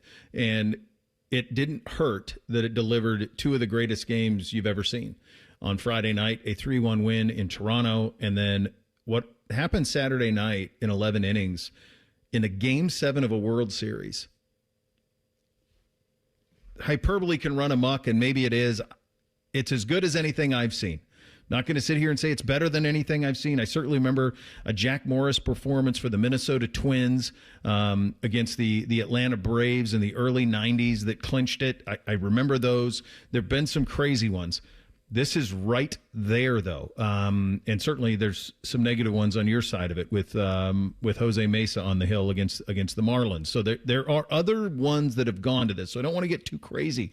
But the circumstances surrounding this one were so surreal to watch. The way that the Dodgers handled their pitchers with all of their starters going back out there. My God, they were warming up Kershaw at the end of this thing. Yamamoto, who threw a gem in Game 6, coming and just apparently impervious to tiring. It was crazy to watch. The idea that a millisecond separated the Toronto Blue Jays from winning the World Series or not. If that slide is a millisecond sooner, they win it and they walk it off. The idea that you have runners in scoring position and one out, if you hit any hit wins the game and wins the World Series. Any ball on the ground ended it. And it was the second that happened. I grew up a Dodgers fan. It's well documented. I'll be honest with you. It was heartbreaking watching the Blue Jays lose that. It really was. You certainly know, and you're adjacent to folks in your life that know how it feels to lose Game 7 of a World Series in extra innings. And certainly the pain that comes with that, thinking you are so close so many different times. And also because it's baseball, and that's what I think is so wonderful about these series, is that it can feel so close and so far in the same game, in the same series, in almost the same week. This, to all of my friends out there who think stretching is not important, if you see, and the videos are all over the place, of Yoshinobu Yamamoto's stretching routine before even games that he doesn't play in, or for games that he may or may not play in. Like, you didn't really know what was going to happen in Game 7, but when you needed Yamamoto and he goes and he does like wheel poses and he climbs up the wall, like, stretching's important, kids. And he stretched his way to a World Series MVP. Like, this was the best that baseball had to offer. And it was, I hope people were able to appreciate it on a Saturday night, that the football was okay, college football wise. But this helps with the 2 TV setup because my eyes were glued on this thing. I won't even lie. I didn't watch a second of it. Did you? And a single? The only thing I even tuned into video wise was when I got the notification in, what game was that? Was it Game 6 where the benches cleared? I got a notification of that. Both those games ran together, so I can't remember if that was 6 or 7 when that happened. Was Game 6 was Friday night, is that correct? So I was at the home of Eric Reeser, Marv Moorhead Stadium that night. Quality game Friday. Calling that game as Upper Arlington won, and then Saturday night I did the double. I went to the Ohio State game, and then I was at the Jackets game Saturday night. This is where I knew, like, it was big, though. All of the Canadians that were there working the games, John Luke, Jody, all of them, the only thing they were talking about was Game 7 that night and how nobody was going to watch Hockey Night in Canada that night. No. Yeah, and that tells you all you need to know. I can't even imagine what the number. I would imagine 90% of the televisions in Canada were watching this thing. They are their team. Like I said, by the end of it, I really was hoping the Blue Jays would win. I really was. I mean, it felt like they deserved it. It felt like, I mean, the improbability, the play that happens in the 9th, Dave Roberts did everything right. Every single thing he did was right. The catch in center field to save the World Series, where Yamamoto's down on his knees praying that it's caught, and then it is. The same play where the ball gets stuck underneath the fence. If it doesn't get stuck, there's a million times that the Blue Jays could have won this thing, a million. And we had the 3 TVs going, and so main TV was college football on Saturday, and I was sitting there. Bootsy was a little under the weather, and again, none of them play baseball. They don't even know the rules. I mean, they just don't. They haven't played since they were really, really little, and so they don't even understand all the rules of it. I didn't understand the rules. Like when the ball got stuck underneath the fence, I didn't know that rule about. It was so smart to put his hands up and be like, "Nah, I can't get it. That stopped everything. So I didn't even know that rule. But as I'm watching this thing, we have the 2 college football games on, and then we have the World Series' second priority screen. And we're sitting there watching, and I said to Beamsy, I'm like, I just keep watching the baseball. And he goes, me too. So he switched it to big screen, and it delivered. It delivered in the biggest way possible, and it just was drama. It's one thing that baseball has going for it that the other sports, I guess hockey kind of has this too, and that you have got to score that you anything that doesn't have a clock. If you think of the Stanley Cup playoff, you've got to score the goal. The clock won't save you. You've got to score the game-winning goal. And in baseball, you've got to get through the 3 outs. You have to. And it doesn't end until it does. And so you put yourself in all of these circumstances to be able to do it, and you just wait. And I'm sitting there and I'm like, I don't know. I'm exhausted. Just completely exhausted. I got people texting me, hey man, thank God it's daylight savings time. I'm like, oh, I forgot even about it. Are we going to get there? Who knows? But you had to watch all of it. And I was pulled in as big as possible. I don't think this means anything in terms of, will this lead to some sort of big boom popularity-wise for baseball? No, I think this was a seminal moment that crossed over the casual sports fan to pay attention. I think there's a million factors to it. Ohtani's greatness is certainly a big part of it. The Dodgers becoming kind of the Darth Vader of baseball over the last half decade is a part of it. The Dodgers have become the Yankees. For our youth, this is what the Yankees were. If you're our age, and Reese, probably your age too, you remember the Yankees being the big bad Yankees. Like, you just can't beat them. They overspend. They do all this stuff. They have so many advantages. The Dodgers have become the Yankees. So unless you grew up a Dodgers fan or you're from Southern California, you're probably rooting for the Blue Jays in this thing. And the Blue Jays are so lovable and so likable. Like Bichette hitting the home run. I remember, like the idea that they go Guerrero, Bichette, and we all remember their dads. And that part of the lineup, you're just rooting for them to beat heck. The home run in the top of the 9th to send it to extras. It just had all of the drama that you could have. And it made me happy to see that so many people watched. It did. Because when this type of greatness was on display, honestly, what Yamamoto did, I think Randy Johnson did it. Is he the last one to do that? Like, start a game 6 and then come in relief in a game 7? Probably. Because I think they had a graphic up there that it hadn't been done in a long time, so it would maybe be the big unit.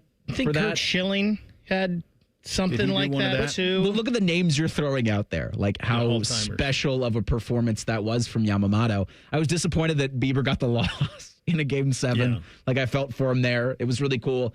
Ernie Clement gets on base, and then Andres Jimenez drives him in. This was fun for me because I was rooting for the Blue Jays, but we had said in jest, and I don't know if it's in jest anymore, at the beginning of the season, at the quarter mark of the season, at the midway point of the season, and after the trade deadline, well, it's probably going to be the Dodgers anyway. Like, this just, it feels like that, and it's going to feel like that next season. And for the Blue Jays, we've also talked about just how hard it is to get back to something like this. And especially with, Toronto being in the East with where they are, even for Seattle in the AL West, it's like you've constantly got to get over that big bad. And for Toronto, they'll be back in some sort of contention, but when the opportunity arises for Toronto again. It's guards ball in 16. Yep.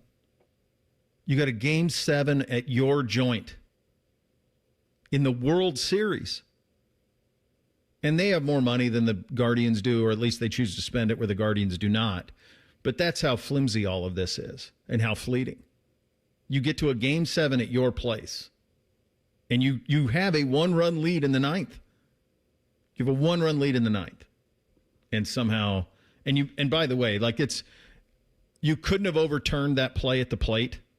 You could not have. But it's a millisecond. Reese, it's a millisecond. And they win the World Series. It's beautiful. It's a millisecond. I mean, it's heartbreaking and beautiful all in the same sense. Yeah. What a way for Clayton Kershaw, too, to wrap it all up. Oh, yeah, running around dad bod, no shirt on, having the time of his life. And he was next in. Like, the idea that Roberts was like, no, Yamamoto's in. We don't need anything else. Okay. Jeez. I guess that's how it's going to go. Absolutely great. It was, and Friday was great too. Really was. 2 awesome games. Baseball had themselves a Friday and Saturday night. The Bengals did not have a Sunday, not by a damn stretch. And the trade deadline is tomorrow. What comes of all of this? This one is inexcusable. Cannot happen. We'll get to it in 2 minutes. Bishop and Friends right here on The Fan. I'm back to doing what I love and more, thanks to the Good Feet store. Visit the Good Feet store on Polaris Parkway near the Polaris Mall or on Stringtown Road in Grove City. Walk-ins are always welcome. Hey Columbus, it's Lorenzo Stiles Jr., Ohio State student athlete. It's football season, and just like on the field, success starts with the right game plan and the right team. That's why I'm proud to team up with Monogram Homes. They're the true custom home builder, bringing precision, creativity, and attention to every detail, just like we do on Saturdays. If you're ready to build, don't settle for standard. Go custom. Go Monogram. Visit monogramhomes.net to start building today. Monogram Homes, a builder you can trust. Hey friends, Beamer here, and I'm a big believer in saying thank you when something actually works. So thank you, Awaken 180. And they're actually saying thank you back right here in Ohio with $500 off every new program through Thanksgiving. I started around this time last year, dropped 65 pounds for the holidays and 15 more in free maintenance. Awaken 180 works, and now's the time to do it with $500 off. Thank your new self when you're 30 or 80 pounds lighter with the medication-free solution for weight loss. Online at awaken180weightloss.com. Say goodbye to car care headaches with Carvenience from Hinderer Motor Company. This is Justin Hinderer. For only $49, we'll pick up your vehicle, leave you with a rental, and return it fully serviced and spotless. No more juggling your schedule or wasting hours at the shop. Carvenience lets you focus on what matters while we take care of all the rest, making life easier. Schedule your service today at HindererMotorCompany.com. Looking to get your roof or siding replaced this fall? Call the company that delivers an excellent customer experience every time. Newman Roofing. Don't wait. Call Newman Roofing today at 614-NEW-ROOF or visit online at newmanroofing.com. Bishop and Friends is sponsored by Diamond Seller, your true jeweler for over 75 years. The Fan, Ohio sports destination.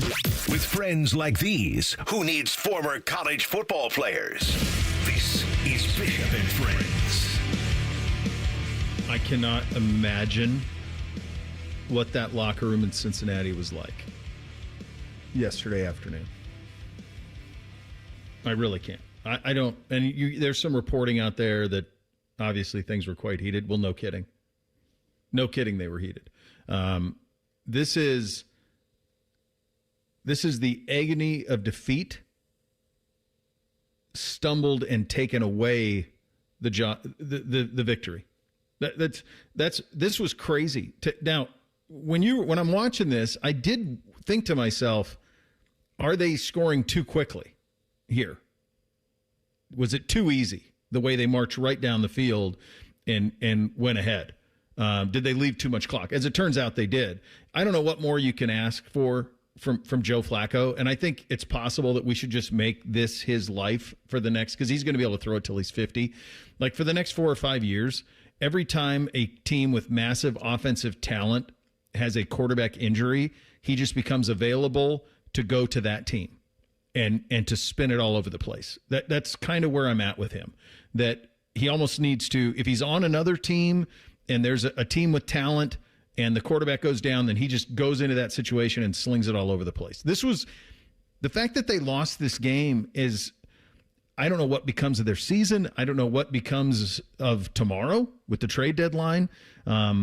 Certainly feels like some head has to roll, and I wonder if it's any other place other than Cincinnati. Would it be Al Golden, and that would be it? But they usually don't like to fire coaches that they're paying. Zach Taylor yesterday, the frustration building after losing another close one. Yeah, just I can't believe it. Can't believe it. Everything's right there, and then we don't find a way to get it done and win a game. We just got to make one play, just one play. And some of these losses turned into wins, and so again, we just got to, as coaches, we got to spend this week finding a way to help everybody and get it done, because it's sick. It's sick to lose like that. It's sick. That's what happened. So we got to own it, and we got to keep finding ways to improve and keep finding ways to find a win. These last 2 weeks, it hasn't happened. If they played any defense, they're 5-4 right now. If they have Trey Hendrickson yesterday, I think they win that game. Probably true. I mean, I think that was the biggest difference for me because the Bengals defense isn't good, but when you have a great player, you can in some situations make plays. I mean, they had Caleb Williams running for his life, with a couple minutes left to go in the ballgame in several different Bears drives where he's just able to extend plays because they just weren't able to get home on him. One of the things that has impressed me so much with the Ohio State defense this year has been their tackling. They have been a tackling machine in a world of football that really doesn't tackle well anymore. We try to punch balls out rather than wrap up, and we go for the kill shot rather than bringing a guy down. Bengals can't tackle worth a lick. They have 3 players hit Colston Loveland. I mean, they just all bounced off him. Right. Just anybody wrap him. Now, it probably wouldn't have mattered because it would have been kind of a chippy field goal. Kick a field goal and win it. At that point. Would have helped us out. But you don't know. You don't know, right? You don't know. I mean, they did everything right. I mean, they went for the 2-pointer so they could win it in regulation. They did everything right except they left too much time on the clock for Chicago, in large part because of how bad the Bengals defense is. They did everything else right. They ruined a 31 of 47, 470, 4 touchdowns performance from Flacco. Wrecked it. They ruined this receiving core doing like they've unlocked Chase Brown in the last few weeks. They got 6 for 111 from Chase, 7 for 121. Higgins had 2 of the greatest catches you'll ever see in your life. The first one down on the sidelines for the touchdown where he reaches over and getting it, and the other one where he high points it, takes a helmet in the chin and holds onto it the whole way on that last drive. That's everything you'd want out of players, and they're just wasting it. I have no idea how Zach can keep this group together. I really don't. I don't know how they're not punching each other in the locker room, and maybe they are. Be hard to blame them. Sound like there was some video of Jamar Chase not real happy after the game, and Chase Brown kind of went off last night in his press conference. So it's have they thought about the ping pong tables? It's just what a 3-week emotional ride for the Bengals, right? Yeah. Like you thought you were out of it, you beat the Steelers, and you're like, wait a second. There's a path here, and then, let's fumble it away to the Jets, and, let's give it up in the most gut-wrenching way to the Bears. They lose to the Jets 39-38, and they lost to the Bears 47-42. This is 2 years now, because you go back last year. How many games did they lose when they scored 30? We used to talk about that stat all the time a year ago. They would lose so many games when they scored 30. And it's the same thing is happening here. It's the same thing, and they don't have Burrow. Here's the reality. Joe Burrow doesn't fix this. Burrow doesn't fix 39-38. He doesn't fix 47-42. They can't be a whole lot better offensively than they are with Flacco, even with Joe.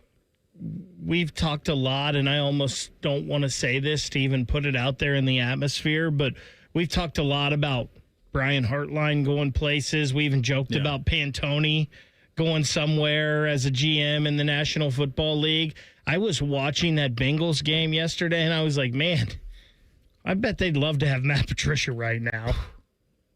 Oh, my God, Al Golden, man. Now, some of it is, I mean, they've tried. They've tried to draft defensive players. It just hasn't hit. In that scenario, though, just protect. Just get the win. You got it. And then you have hope again. And now hope is lost. I really don't know how they're going to attempt. I don't know how they're going to handle the deadline. I was just about to ask, are they sellers? I mean, the only guy they can really sell is Hendrickson. And I would. I don't know how. Here's the thing, though, Reese. How do you look Jamar Chase and T. Higgins in the eye and trade Trey Hendrickson? I think they know, though, right? They understand. Do you have the pie conversation where it's like, look, guys. I think as long as you have this is why I think they won't. My hunch is they won't trade Hendrickson. That's my guess. I don't know. There's no scores here. I don't have scores where it comes to that organization. But my hunch is they won't, as long as there is a mathematical chance for them to get to 10 wins. Because they're scoring enough offense that you should be able to do it. Right now, I think 10 wins is going to be the number. That's going to be the AFC number, 10-7. So right now they're 3-6. I think as long as mathematically they could theoretically, I mean, some of the stretch is improbable. Like you'd have to beat Baltimore and Buffalo. So they can lose one more game? Yeah. If they don't, they're stupid, and it's why they are where they are as an organization. And you talk about it all the time, Bo. A man's got to know his limitations. You've got to understand what you are this year, and he's not coming back. There's no way he's re-signing with you. No. That bridge is burnt. He's gone. It's gone. So you've got to get something for that asset. Even if it's pennies on the dollar, you've got to get something. Yeah. Because Trey Hendrickson ain't getting you to the postseason this year. No, he's not. No, he's not getting you to the postseason. So you wake up on a Monday in the AFC North with Pittsburgh. Pittsburgh gets a big win. They handled the Colts at home. They are now, and it's crazy because they could be big time buyers. If there is a wide receiver market, I think they will get into that market in a hurry because they won yesterday and had a nice game over Indy, but did so. Metcalf only had 1 for 6 in the game, so they've got to find a way to get something going offensively. But they're sitting there at 5-3. Baltimore is sitting there at 3-5.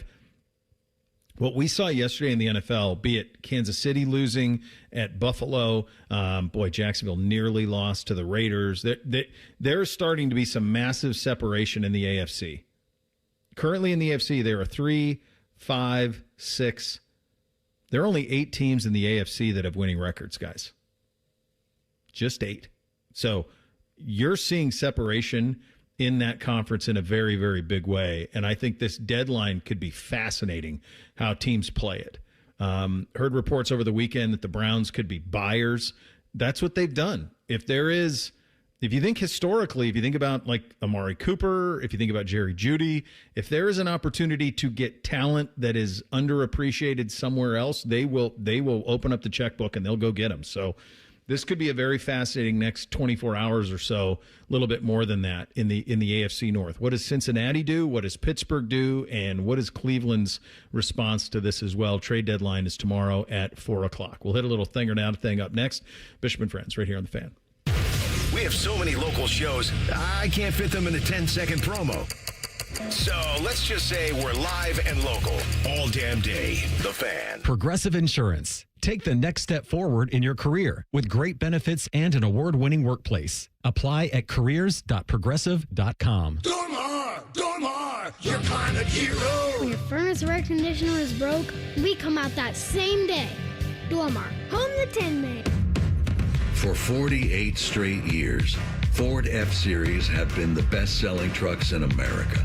We got here by engineering breakthrough technology, redefining built Ford tough, and never settling for second best.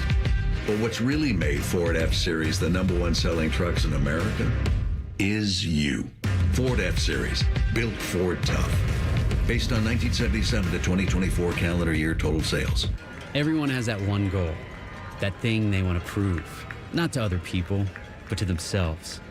Then, right when you think you could actually do it, cancer. And that goal is still within reach. I would know. I'm about to run my first ever marathon with my 2 best friends. 3 years after having cancer. At least we look good in these shorts. Woo! Let's get it, guys.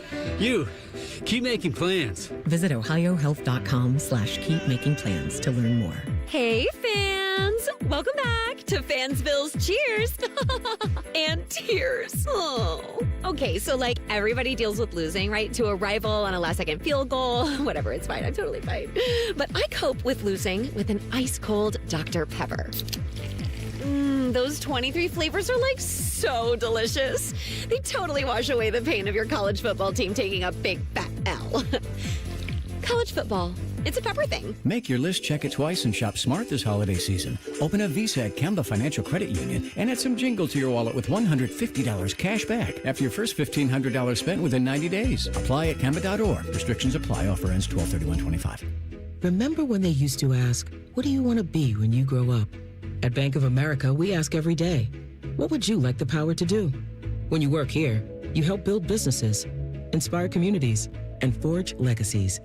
And now we've raised our U.S. minimum wage to $25 an hour. So the opportunity to do more also comes with competitive pay. Learn more at bankofamerica.com/25. Bank of America, proud to be an equal opportunity employer.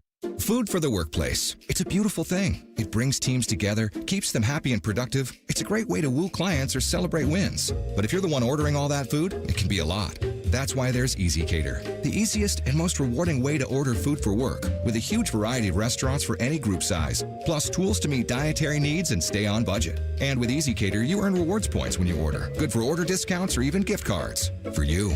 Go on. You've earned it. Order now at easycater.com. Wake up and laugh with the Bob and Tom Show on the Fan 2. Weekday mornings from 6 to 10. It says here they've won 5 Marconi Awards. I can't even spell Marconi. The Fan 2, Columbus's home of the Bob and Tom Show. Dormar, you're kind of hero.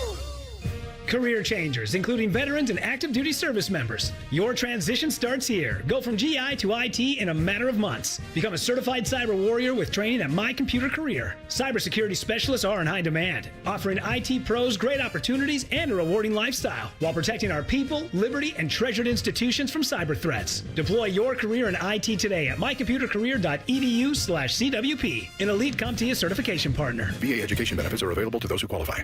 Hi, I'm Laura De Leon, president of Key Bank in Central Ohio. Here at Key, we believe in providing a helping hand in our community. While helping hands are wonderful, a helping bank is even better. That's a bank committed to solving people's financial needs, but it doesn't stop there. We advocate, we support, we listen, and we volunteer. That's a bank that is always ready to meet you in the moment. Key Bank opens doors. Key Bank, member FDIC. The Fan Guest Hotline is sponsored by Weston Air Heating and Cooling and Bryant, doing whatever it takes to keep you and your home comfortable. The Fan. Taking the art of sports radio and day drinking to a whole new level. You're listening to Bishop and Friends. I got a thing or not a thing for you before we hit it officially. AC/DC coming to town this summer, boys? That was what I was going to do for the first thing or not a thing. Hit it. Thing or not a thing. Hit it. Thing or not a thing. Sponsored by Billiards Plus. Find your next grill and everything you need for the master griller. Billiards Plus on Dublin Center Drive in Dublin. Great minds, huh? Did Bo just pull an Adam King and just totally ruin it? Don't ever associate the two. I'm just saying. I don't think we need to go there. It wasn't in the prep. It was not. So the announcement was made this morning. Go ahead. By AC/DC, an extension of the Power Up Tour. They're doing dates in South America in the spring, and then they're coming to North America in the summer. One of those locations, Ohio Stadium, July 15th. AC/DC's playing at the home of the Buckeyes.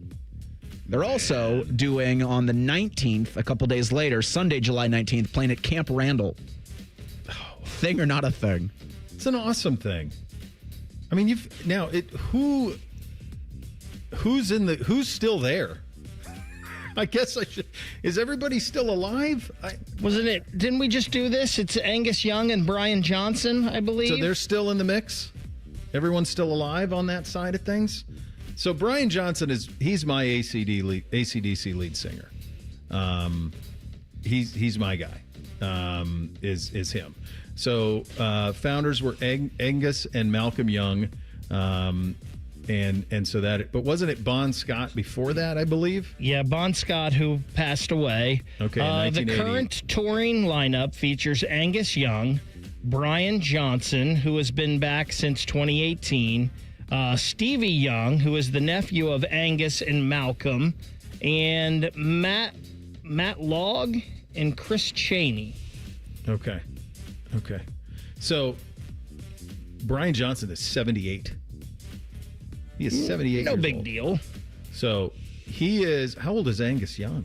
Angus Young's got to be... He's 70. So, I'm going to tell you that this is probably it. So, go. Because this will be spectacular. I mean, just think about what Hell's Bells means to us. Do you think they know what Hell's Bells means to us?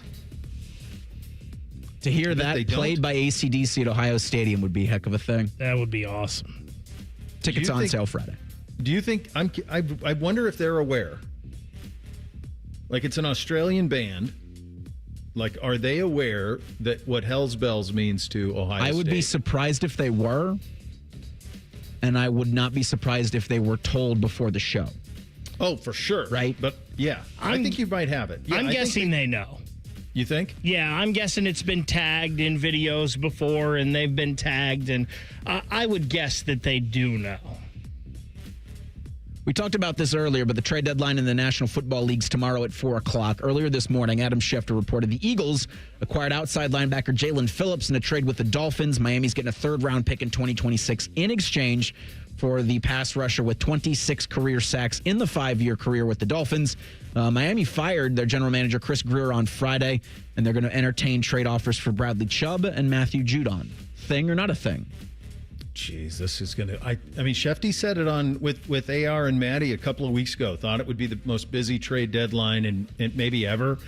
It seems like that could be the cases, too. Based on what that stat I just gave you guys, with just 8 teams in the AFC with winning records, do you punt on seasons? And do you try to recoup assets for the draft for next year? I think you're going to... That's a big thing. I think the trade deadline will be a big thing, and I'm very curious what the 2 Ohio teams do. It would be pretty wild if the Bengals sold and the Browns bought. But that might be what happens. That might very well be what happens. I think Pittsburgh's going to be in the market for a wide receiver if one becomes available. I mean, there are some bad football teams out there, and there's some teams that... I mean, the Dolphins are the best example of a team with expectations that's wildly underperforming. Look out for all of that stuff as this thing goes along, because I think you could see a lot of big names move. You said wide receivers and Pittsburgh, and we just talked about the Miami Dolphins. Is there any scenario the Steelers could end up with Jalen Waddle? They say they're not going to make him available, but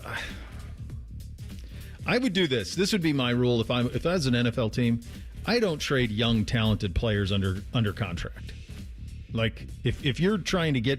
If you're a young, talented player who's looking for a contract, but didn't they just do Jalen Waddle's deal? Yeah. So I wouldn't do that. I think Olave would be interesting if he becomes available down in New Orleans. So I think this is a thing, but not because of the Dolphins side of this, because Jalen Phillips contract up after this year, young player who maybe hasn't lived up to his draft stock with them and wasn't going to be in the new GM's future. This is a thing because of the Eagles. And they just keep making moves like this somehow that are just brilliant. This week, they've added not only Phillips, but Jair Alexander and cornerback Michael Carter as well. They've done that with like pick swaps and stuff. They haven't even really given up anyone, and they're still projected in the 2026 draft to have a first, a second, 2 thirds, 2 fourths, and 2 fifth-round picks. So they could still do some more of this and be totally just fine and still have plenty of picks in the upcoming draft. It's ridiculous how good this organization has been here recently. You said 2 thirds, right? Yeah. Does one of those entice Cincinnati for Trey Hendrickson? I mean, a third? Yeah, it should. Could, right? It should. Again, if you're the Bengals, pennies on the dollar. He isn't coming back. He's not coming back. No. And, yeah, they are brilliant. And they have an owner who's willing to write big checks and signing bonuses, and that's how they make it work. And people want to play there. As of right now, we've got 12 openings in FBS programs around the country. We'll get a little bit more into Hugh Freeze's firing in the next hour. Mike Locksley is still head coach at Maryland. So that report has been debunked by more sources, by more reporters that cover Maryland athletics. Hugh Freeze obviously got canned. Could it be Dabo Swinney next? Clemson's 3-5 following Saturday's 46-45 loss to Duke. And after the game, old Dabo addressed his future with Tigers athletic director Graham Neff in attendance. May get fired today. Graham's sitting in the back there, so I don't know. But can't say I blame him. I know you made a comment with Graham Neff, athletics director there in the press conference. Are you actually concerned about your Clemson future, or was that just you joking around? Shoot. Hey, man, we got to win some games. I'm just worried about trying to beat Florida State. Swinney also took aim at ACC officials following the loss. Then Clemson was fined $10,000 and issued a public remand for those comments about the officiating. Swinney stood by his comments on Sunday, quote, "There's a lot of accountability for coaches and a lot of accountability for players, but I don't think there's much for refs. There should be some type of ability to challenge a call like that. It was just very frustrating, but as I said last night, I don't blame the loss on that. Thing or not a thing?" Lots of stuff to that. He's right. It's a brutal call that shouldn't have gone, that they had to deal with. He's also right that officials should be held accountable the same way players and coaches are held accountable when you get something wrong. I think that's across all sports. I think we'd all want to see that. I'm going to tell you what, guys, and he's so young, and that's what makes this so different. This is so reminiscent of Bowden at the end at Florida State. Now, the difference was Bobby was in his 70s, maybe even his early 80s at this point. But for whatever reason, he just lost the touch. And we would go into these seasons covering Florida State, and it would be like, okay, this is the year they get back, and they'd be ranked 4th or 5th in the preseason. And then they'd fall on their face, and it would start to dwindle to the point where he even had to fire his son, who was the offensive coordinator. Think about how crazy that is. Like Bobby Bowden being forced to fire his son at Florida State. I mean, he built the program. And it feels like that's where we are with Clemson. They have obviously been one of the biggest disappointments at 3-5. I mean, 46-45 loss to Duke. They hadn't lost at home to Duke since 1980. I don't know because this was the year. And I think only because of what he won previously. The other thing that's fascinating about all this, I know we're up against it, but there's just a lot of things spinning in my head on this. It's them in Florida State who thought they were going to get more money from the ACC for their greatness. Now what? So there's a lot to this one. Dabo complaining about calls, and this is one of the reasons I try not to complain about officials ever. I think you also won a game earlier this year because you got a call in the back of the end zone on a reception that probably wasn't a reception. So, I mean, take it easy on the calls there, number one. And also, Bo, you talk about Bowden.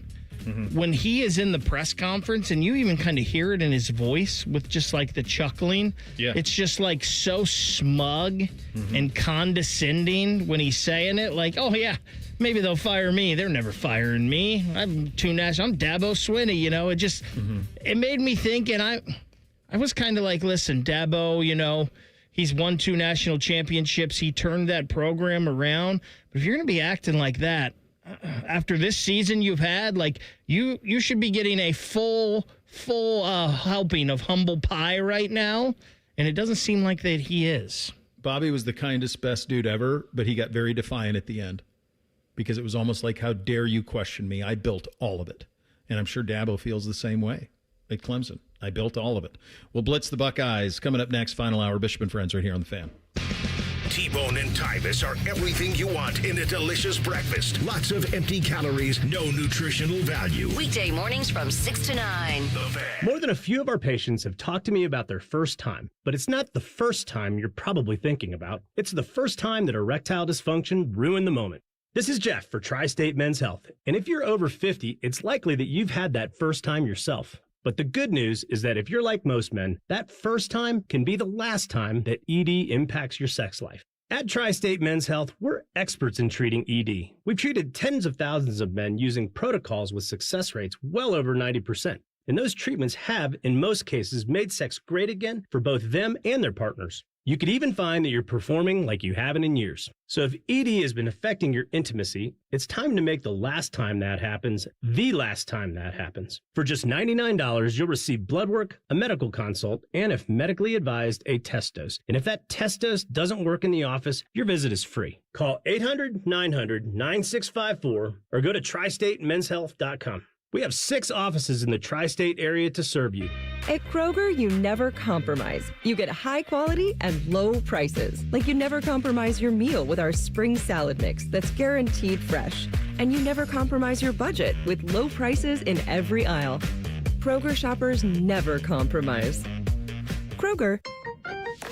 Fresh for everyone. It's BOGO week, so use your card for buy one, get one free deals on Kroger brand apple juice, Screamin' Sicilian pizza, and more participating items. Kroger, fresh for everyone. Aaron, I'm freaking out a little that you're giving away $500 in free repairs whenever someone buys a new water heater. When people are faced with an unexpected expense, an unexpected gift helps restore balance to the universe. Get Eco. ECO. How many things can our plumbers do for $500 or less?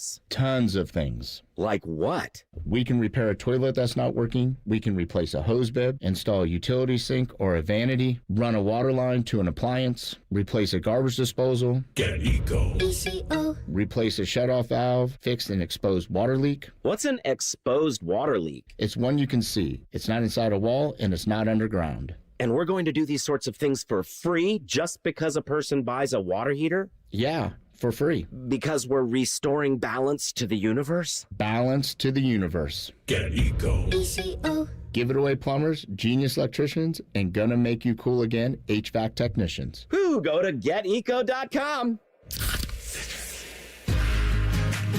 Give me a mountain with lots to do. Give me the sunshine, give me a dew. Give me something simple and true.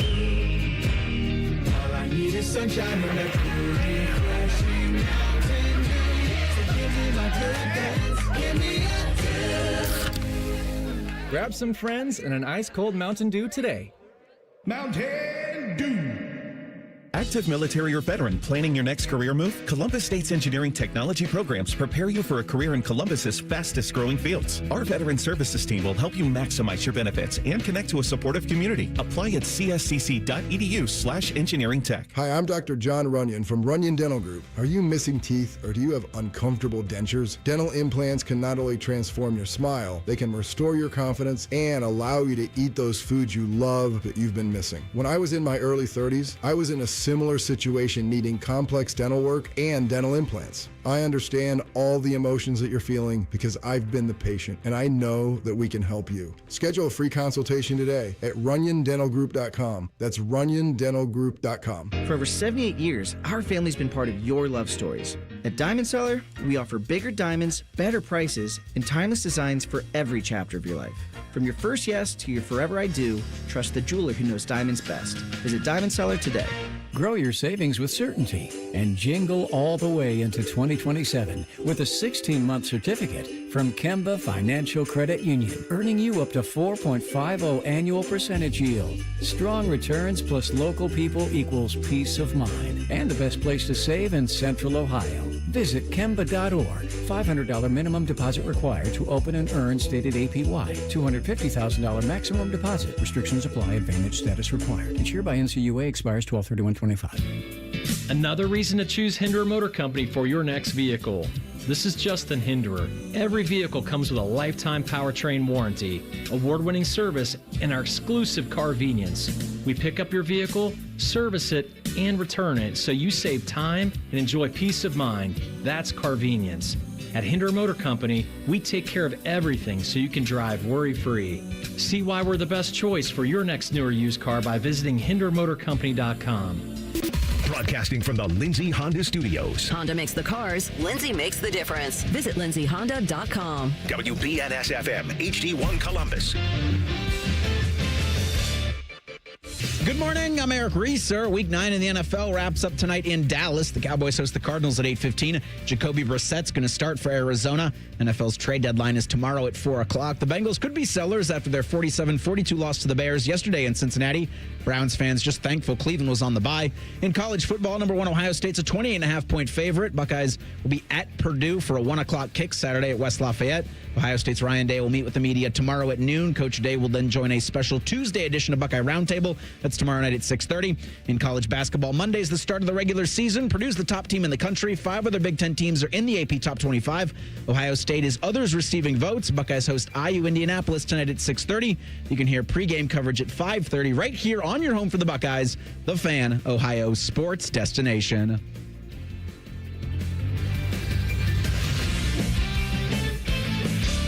Distilled sports discussion served in light beer quantities. You're listening to Bishop and Friends. All right, final hour here on a Reaction Monday edition of the program. Chris Vannini at The Athletic going to join us in 27 minutes from now. Time now to blitz the Buckeyes. Hit it, fellas. Bishop and Friends present Buckeye Blitz. Sponsored by your Central Ohio Toyota dealers. Visit Toyota.com. Toyota, let's go places. All right, we do this well. Bake, I'll start with you this time. What do we do well?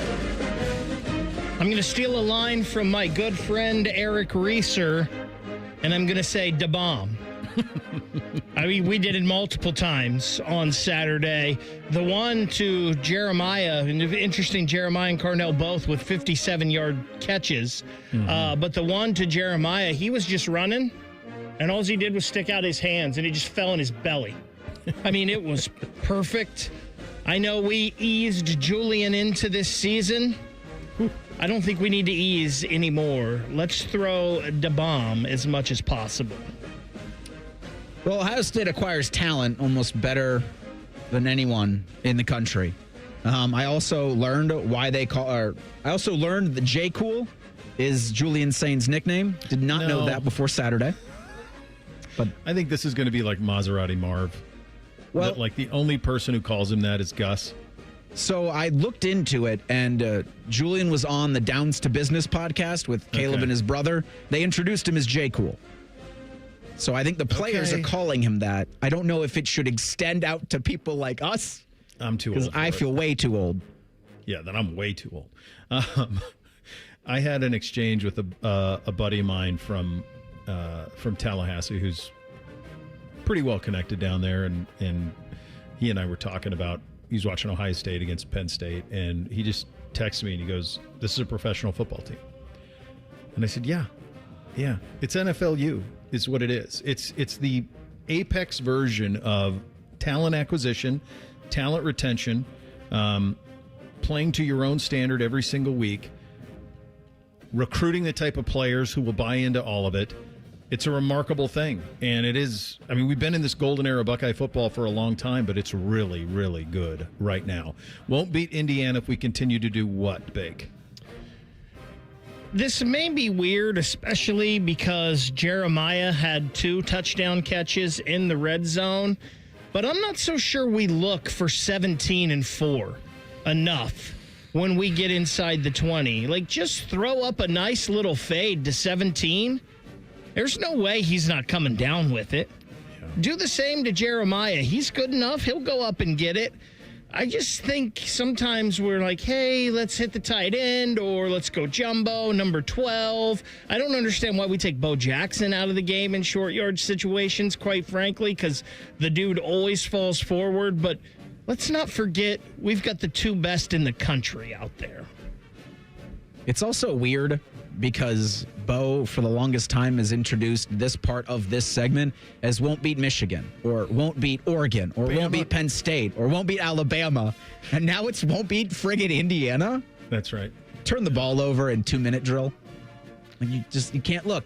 I have to give CJ a lot of credit for coming out and saying that's the program he's carrying every time he totes the rock. But with 2 minutes left to go in the ball game, or in the first half, I should say, cannot put it on the ground. Forward progress, forward momentum, be damned. Mm-hmm. I just thought the approach, I think the approach was crazy. I mean, you can't be critical of much. I mean, I just called this a professional organization, the best in the country. Everybody's trying to emulate. I'll never understand that strategy. If 25's in there, then I get it, right? You do a little handoff, you catch him off guard, you pick up 22 yards, but that's not what CJ is. CJ is 3 yards in a cloud of dust. And so it was just a weird approach to that. There isn't anything.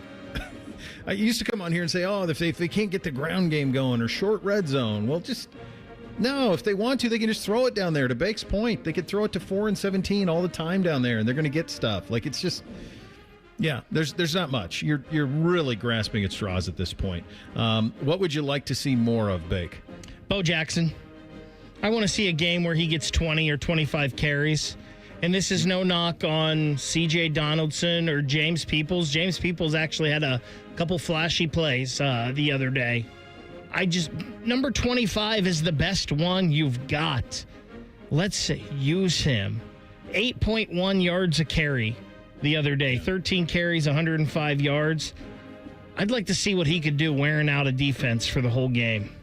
I actually had that too, but as I'm thinking about it, I wonder, and this is just speculation, if they're saving him knowing that there are 4 games to go in the regular season, Big Ten championship. I don't think that's speculation. I think that's... And 3 games in the college football playoff. So I'll amend mine a little bit. Isaiah West and or a healthy James Peoples is what I would like to see more of.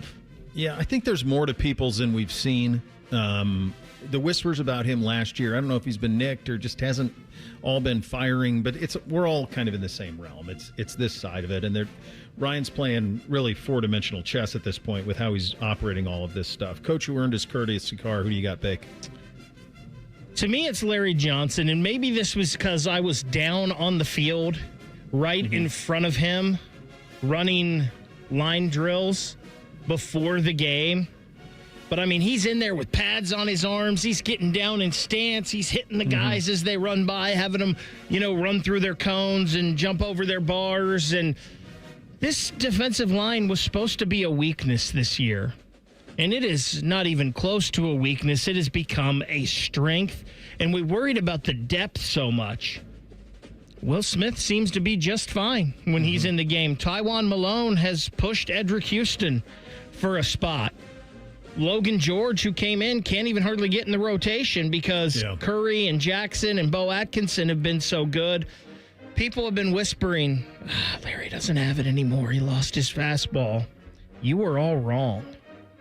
He got a shot in the arm with Patricia, I think, too. I do think that was probably the biggest boost to him later in his career is the Matt Patricia effect. And he's also the guy I have as a courtesy car. Nittany Lions at 153 yards in the first half, most of that off that one long touchdown drive, just 75 yards in the second. I think that's a lot to do with what the front seven's able to do and just how terrifying for the four guys up front have been, allowing the other guys in the back to really eat the way they did Saturday against Penn State. I'll go Patricia here. Did they do, I heard many people at the stadium told me they did like a back and forth between Knowles and Patricia on the video board. And it went quite well. It was a lot of boos when one was shown and a lot of loud cheers when the other. That's all. I was kind of surprised they did that to Knowles.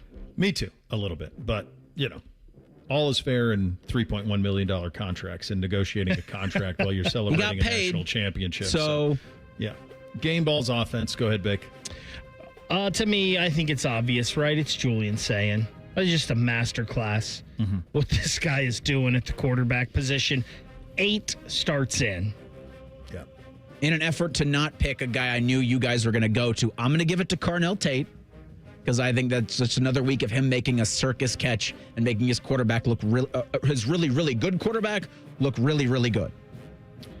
It's saying, and it's pretty remarkable when you think about this. These are his Big Ten stats: 22 of 28, 23 of 27, 19 of 27, 36 of 42, and 20 and 23. Has not thrown a pick in Big Ten play. He's got 5, 7, 15 touchdowns, no picks in Big Ten play.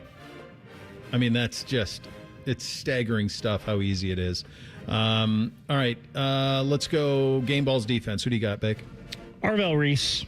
12 tackles, 2.5 for loss, 1 sack. And I almost feel like Arvell is becoming like Caleb. I don't know if you can appreciate him just watching what you see on the TV. I think you almost have to see the All-22 or be there in person to truly appreciate how special they are. Yeah, Arvell's the proper one. I guess I love the Kenyatta Jackson Jr. I even think during Penn State's long touchdown drive, the refs kind of let him play, for lack of a better way to phrase it. And they were also the defensive front was in a bad situation when you fumble with 2 minutes left to go in the half. But Kenyatta Jackson, 7 quarterback pressures from the game this past Saturday that led everybody in the Big Ten. Yeah. I wrote Arvell and Kenyatta, but I'm going to go Caleb just to not be redundant here from the standpoint of it was absolutely targeting. He got away with it. His reaction to getting away with it was spectacular. I just loved it. I mean, it was just everything you want. And then what's he do a couple plays later? He makes the interception. And you go, okay, well, that's who he is. So that was very, very cool. We're up against it. So I'm going to move Big Ten threat level, and you have our attention now coming up next. Can this team win it all? A pluses across the board? Yeah, that's what it is. It's the best team in the country with the highest ceiling.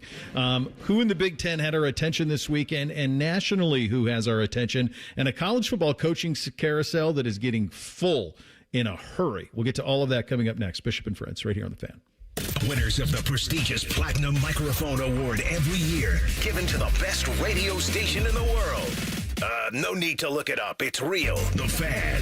Hey, what's up? It's T-Bone. If you've hit your medical deductible, now's the time to see Dr. Mark Levy. Get a custom oral appliance that stops snoring and helps you ditch that CPAP and pay less out of pocket. Call 1-800-MORE-SLEEP or visit sleepbettercolumbus.com before the year ends. Care Heating and Cooling. Honest technicians, honest pricing. Call 1-800-COOLING. Imagine on an NFL Sunday being able to sit in a comfortable seat and watching 7 NFL games at once. Now imagine your favorite radio station giving away prizes, including football tickets. On Sunday, November 7th at 1 p.m., join me, Scotty Vegas, and Dave Biddle from On the Money at the ESPN Bet Sportsbook at Hollywood Casino Columbus for incredible food, giant screens, and lots of betting kiosks. That's Sunday at the best place to watch the games. 1 p.m., ESPN Bet Sportsbook. Must be 21 or older to enter. Gambling problem? Call 1-800-GAMBLER. Life's better with American Family Insurance because we know you love working weekends. If it means working on your dream home, both inside and out. And we're here to help protect those dreams so you can enjoy peace of mind. Save up to 40% when you bundle home and auto. American Family Insurance. Get a quote and find an agent at amfam.com. Products not available in every state. Some exclusions apply. American Family Mutual Insurance Company, SI, and its operating company, 6000 American Parkway, Madison, Wisconsin. Hey friends, Beamer here, and I'm a big believer in saying thank you when something actually works. So thank you, Awaken 180. And they're actually saying thank you back right here in Ohio with $500 off every new program through Thanksgiving. I started around this time last year, dropped 65 pounds for the holidays, and 15 more in free maintenance. Awaken 180 works, and now's the time to do it with $500 off. Thank your new self when you're 30 or 80 pounds lighter with the medication-free solution for weight loss. Online at awaken180weightloss.com. Bills piling up? CME can help you wrap up your debt into one simple, manageable signature loan with rates starting as low as 8.75% APR. Let CME help you unwrap peace of mind. APR from 8.75%. Terms and eligibility apply. Visit CMEFCU.org. I'm Leslie from Pella Columbus. And I'm Wilson from that other window place. One of our specialties here at Pella, Wilson, is getting rid of old, smaller windows with no view and replacing them with huge, beautiful windows that can change the look and feel of your home. We tried that once, but we cut the hole a bit too big, so we had to put in a garage door instead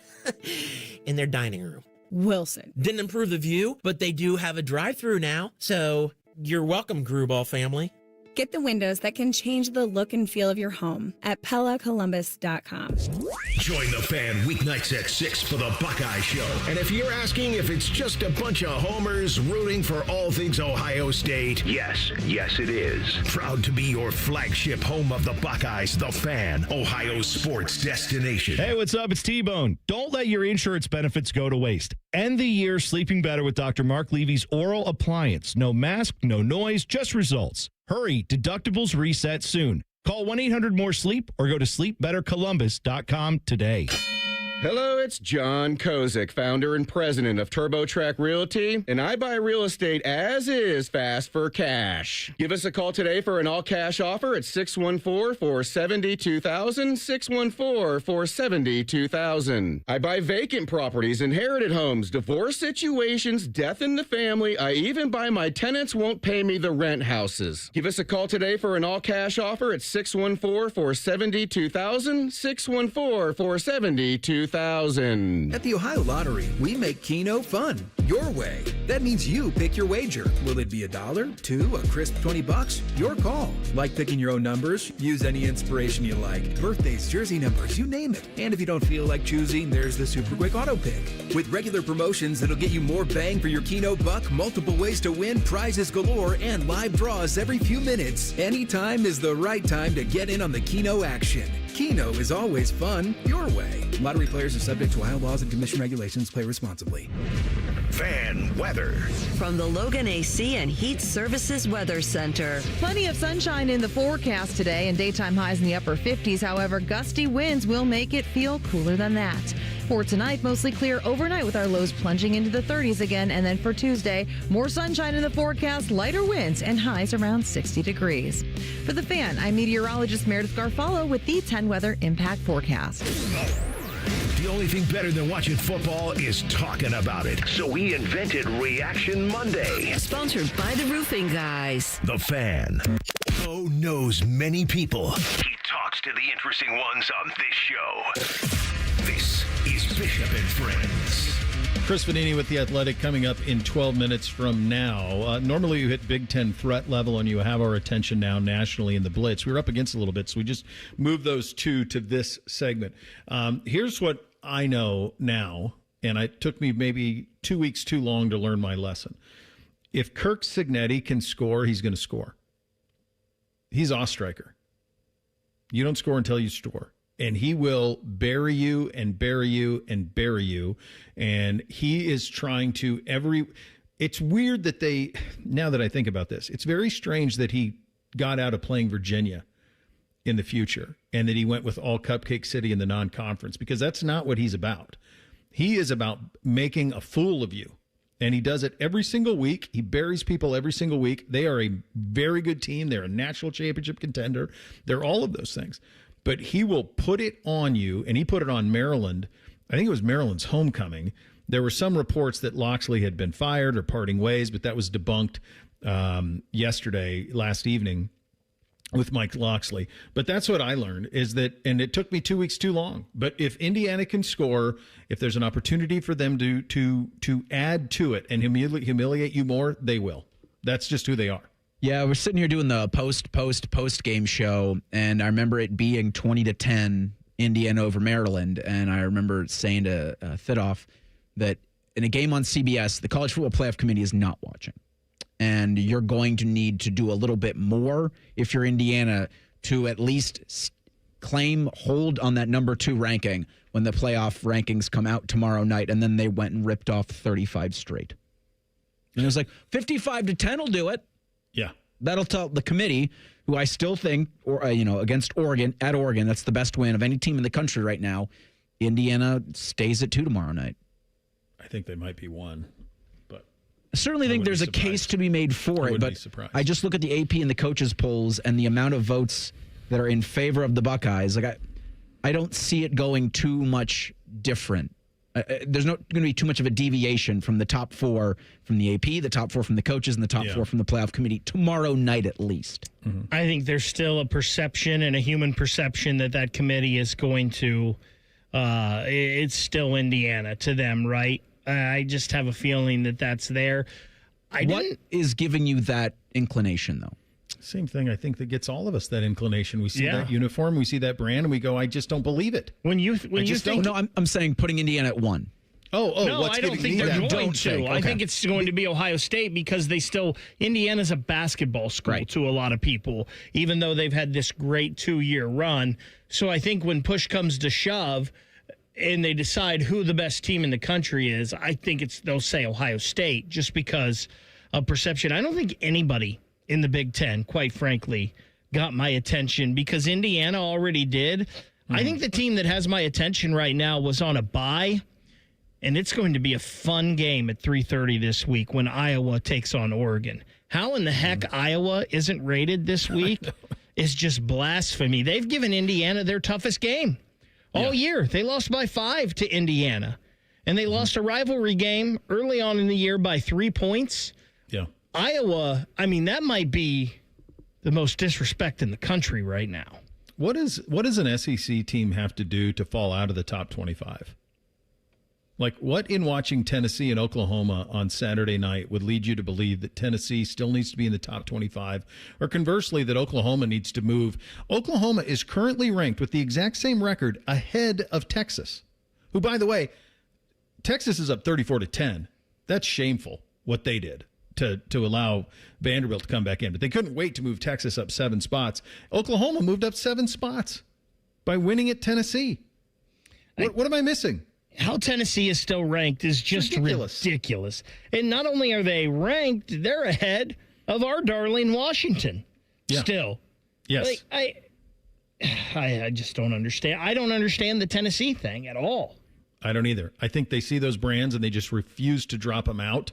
But there's no good reason for it at all.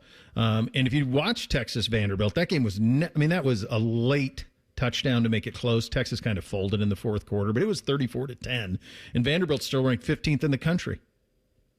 They're still 15th in the country. It was 34-10. I also wonder what we're seeing from Georgia. That's like, you sure they're 5? Well, I'll tell you what, like they took a knee at the 1. Bake and I were talking in the break. I went 11-0 money line. I missed Georgia, took a knee at the 1. And I said when we were making the picks, Kirby would run it up on them. He did not run it up on them. He took a knee at the 1.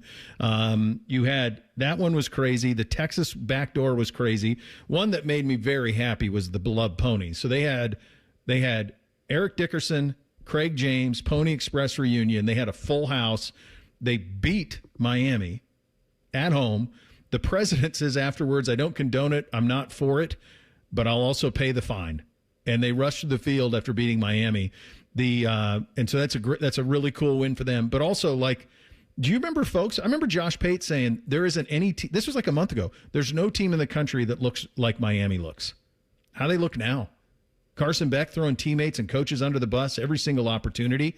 They're not serious people. Miami is not a serious program. They'll be back next year. There. Probably because what do you do? I mean, they're consistently in the top 15 at least. Like, where do you go from there? Back to the portal. Yeah, they'll go back to the portal. They'll get a quarterback, and they'll hope for the best. But, like, Georgia Tech losing, we had a lot of things kind of clear up in the ACC now. Yeah. Now that's a one big lead to me. That's one bid. Now, you could have 2 out of the Big 12. That might happen. I'm not sure the ACC even deserves one, and that's why I hate this. That's why I hate this automatic qualifier in bids, and that's why I've always disliked it. Because if you're not good enough, I don't want you in. I don't care who you are. Virginia, it's going to be hard for Virginia not to win out, but they could also lose the ACC title game. Louisville would probably be our only chance at savior. So the only problem is their schedule's pretty dicey rest of the way. They've got Cal this week, then Clemson next, those 2 at home, then at SMU, and then they host Kentucky. That's their last 4 games. We also have another coaching vacancy over the weekend as Auburn has fired head coach Hugh Freeze after their latest run of embarrassment. I was texting with a buddy of mine yesterday, and he goes, God, why are all these coaches being fired? Like, what is going on? And I said, well, look, I was dead wrong on it. I thought that a lot of these guys wouldn't be fired because they didn't want to have to pay these buyouts. But the reality is that these boosters are terrified that their teams will not be relevant, and they keep digging these holes. And I think, honestly, like what Cignetti has done at Indiana has clouded the way teams view their own programs. Because they see Clark Lee at Vanderbilt, they see Cignetti at Indiana, they see Drinkwitz at Missouri. Those are not traditional powers in any way. And you look at them and you go, well, why can't we do that? And I think that's led to a lot of this. The Auburn job, it's a really good job. It's not LSU. I don't think it's Florida or Penn State, but it is a very, very good job. It's probably the 4th best job that's available right now, but more jobs could become available by the time we get to the end of this season. I think Auburn needs to be really careful here. And the loss to Kentucky is kind of inexplicable this past week. But they have losses to Oklahoma, Texas A&M, and Georgia, who I think are all pretty good teams. Mm-hmm. I think Missouri is a solid top 20 team, top 20-ish type team, and that was their other loss. And all of those are one-score games except for the Georgia game with 10. Mm-hmm. I know Hugh Freeze has... a lot of people don't like him because of off-the-field stuff, and they say he cheated he did cheat, at Ole Miss and whatnot. In a lot of ways. I'm not sure Auburn is going to find a coach that's that much better than Hugh Freeze, especially in a world where paying all of these players is legal. There's no excuse for the Kentucky loss. Yeah. But they were competitive this year against really good teams, and all those could have went any way in those games. I think Auburn needs to be careful here. Well, I think this goes to the Feldman stuff that you guys put in the prep about Jimbo Fisher as an intriguing option for Auburn. You're going to see he'll be back. You're going to see guys like that retreads because there's not enough coaches. Such a bad direction to go. It is, but there's not enough coaches. And Jimbo will win. Like he probably won't win the ultimate thing, but they'll recruit. He can recruit it. He did that at A&M. He did it at Florida State. So, meantime, FSU could be panicking because I wouldn't be surprised if he was at the top of their search, like bringing him back to Florida State once they get rid of Norvell. But they got to be able to pay him. You have to have that buyout money ready. We'll try to get some clarity on all of this and where we are with a month left in the sport. Chris Vannini, senior college football writer at The Athletic, in 2 minutes. Bishop and Friends right here on The Fan. This is Jeff for Tri-State Men's Health, where we've successfully treated thousands of men for low testosterone and helped them feel like their old selves again. Please take a moment and listen to how we helped Tom. Hi, my name's Tom. I've been a patient at Tri-State Men's Health, and I'm being treated for low testosterone. I didn't really notice the issue of just the energy and feeling slow in the middle of the day and waking up feeling as if I hadn't even gone to bed. When I walked into Tri-State Men's Health, I was extremely impressed from the get-go with the results of the treatment. I wake up in the morning now with clarity. I have had more energy in working out. I definitely have increased my strength. I would say that if there are men out there who experience some of the same problems that I did with inability to sleep well and waking up without feeling refreshed and having your energy flagging throughout the day, go see Tri-State Men's Health. It's changed my life and it'll change yours too. Thanks, Tom. Call 800-900-9654 or go to tristatemenshealth.com. Looking for bold flavors and award-winning spirits? High Bank Distillery is your destination for handcrafted cocktails, locally inspired dishes, and Whiskey War, the nationally recognized whiskey. Stop by their Grandview, Gahanna, and Westerville locations this week. Dine, drink, distill at High Bank. Bet365 is paying out before the final whistle. Check out Bet365's unrivaled early payout offer. When you bet on the team to win and they take a 17-point lead, you get paid no matter the final score. Forget the final whistle and start counting that cash. Hold up. You get early payout on parlays, too. Download the app and see why it's never ordinary at Bet365. Gambling problem? Call 1-800-GAMBLER. 21 plus only. Must be physically located in Ohio. T&Cs apply. A system for every home and every budget at Logan AC and Heat Services. Get a free Trane furnace with the purchase of an air conditioner and tax credits up to $3,200. Schedule your free estimate now. Logan Services. All your favorite fan shows are available when you want them. Head to 971thefan.com and hit that subscribe button. The Fan, Ohio sports destination. Pull up a stool and ask the bartender for something neat, because Uncle Bo is on the radio. This is Bishop and Friends. All right, time to head back to the Brian Hagan Cooling Systems Fan Guest Hotline conversation. Chris Vannini, senior college football writer at The Athletic. He joins us there. Chris, thanks so much for taking the time. From your national perspective, how are you observing what Ohio State is doing this season? Well, I mean, I think they're so dominant. They're kind of boring and out of sight, out of mind a little bit. And part of that is not their fault. We had the Texas game. We thought it was such a big thing. It turned out Texas maybe wasn't so good. But now maybe they are good again. Like Texas kind of keeps boomeranging back and forth. And Julian Sain, who I think a lot of people didn't get a lot of eyes on throughout the year, suddenly did in that Penn State game and realize how good he's been. And to replace, both your coordinators, all those NFL draft picks, and to be right back in this position as maybe the best team in the country is really a testament to the talent there, obviously, but also the job Ryan Day has been doing. It's such a crazy thing. Like I have this phrase here locally because obviously we talk about it every day, and we have to find molehills and turn them into mountains.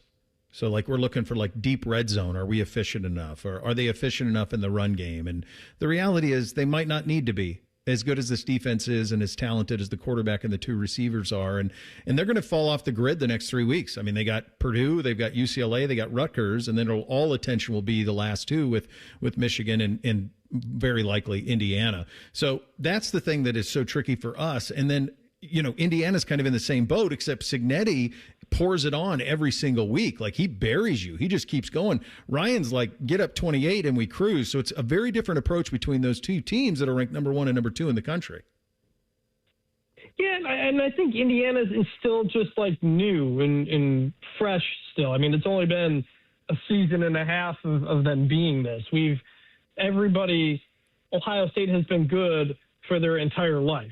So it's not inherently as interesting. It's kind of like those years where it was Alabama, Clemson in the championship every year. It's like, all right, there's not much we can really say about these programs that hasn't been said. Indiana still feels a little bit different. And it's a different Indiana, too, because they have that win at Oregon. This isn't an Indiana where we say, well, what about the schedule? Because they got tested at least once and they passed it. So we just kind of sit here for a while and mountains out of molehills, like, is the running game good enough? Are special teams errors a problem? The reality is we won't really know until they play in one of these big games, the Michigan game, the Indiana game, and Auburn, because it's only going to take one loss at this point to potentially kind of ruin your season once you get to that playoff. So, and you never know what's going to happen in one single game. So we've seen a very good Ohio State program, but we also don't really know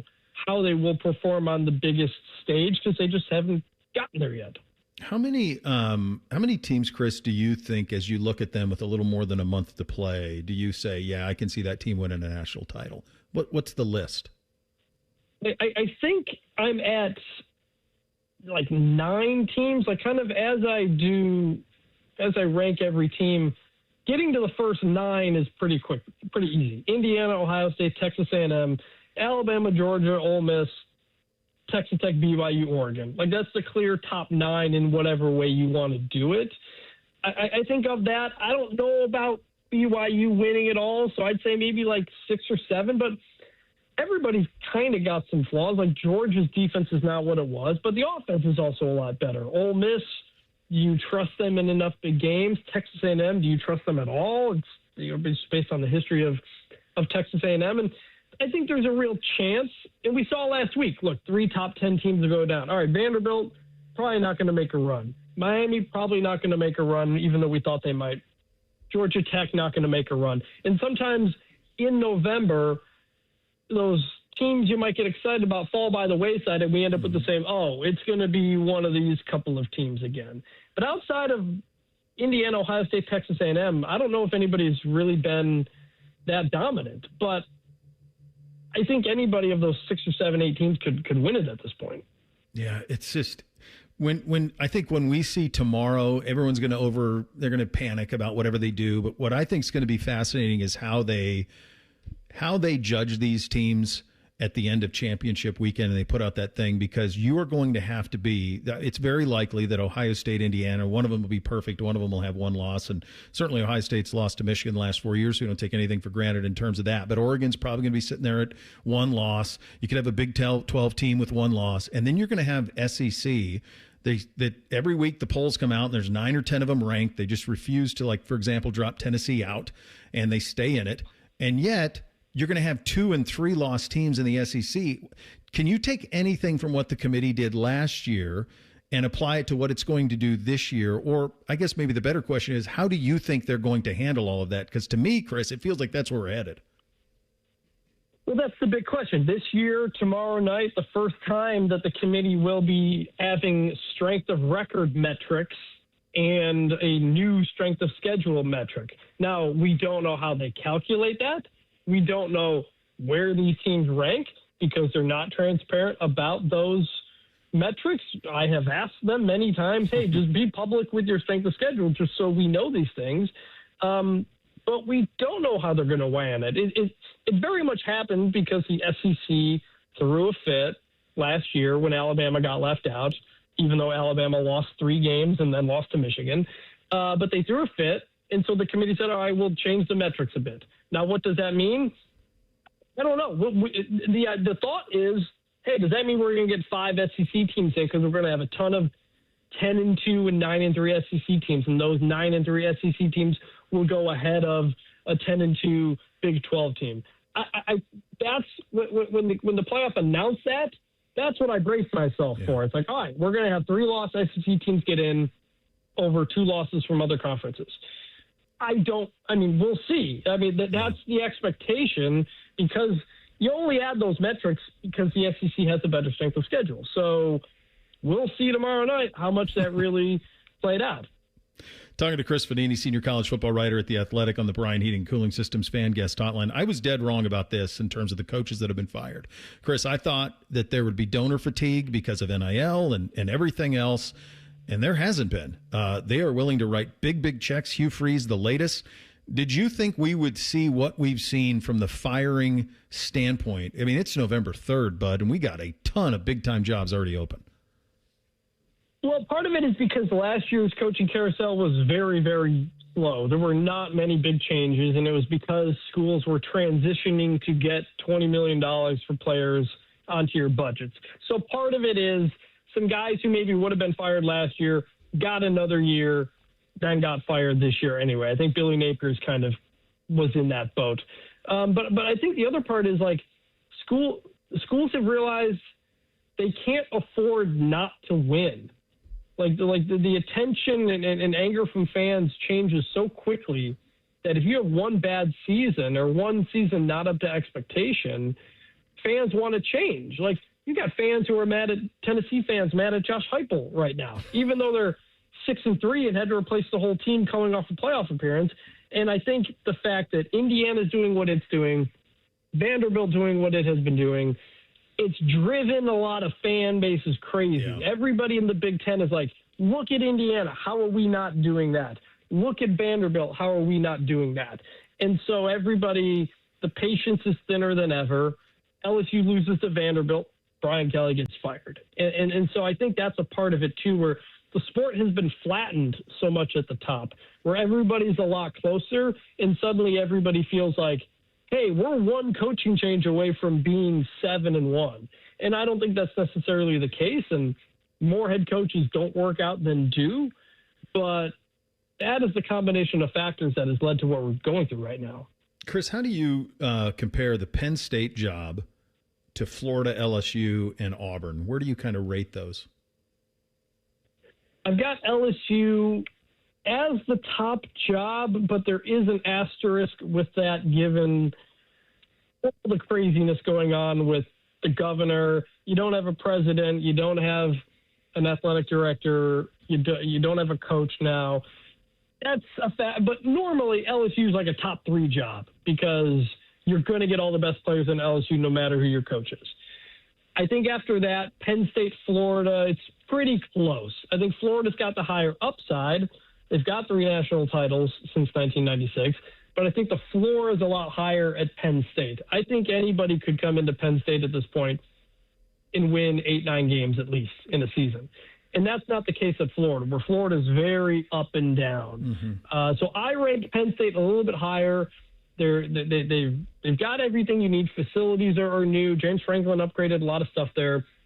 The talent's really good. The alignment, the university, they're all together. So I rank that one a little bit higher.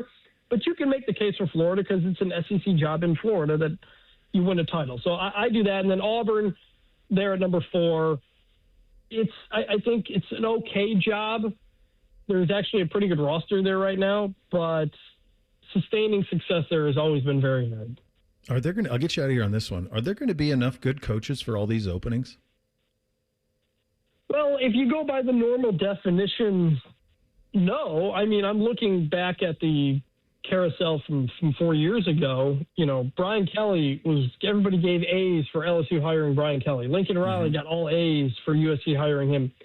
You know, meanwhile, Dan Lanning got B's. Nobody thought much of Dan Lanning when he got the Oregon job. Nobody thought much of Kurt Cignetti a couple years ago when he got the Indiana job. So, like, you will find good coaches out of this carousel.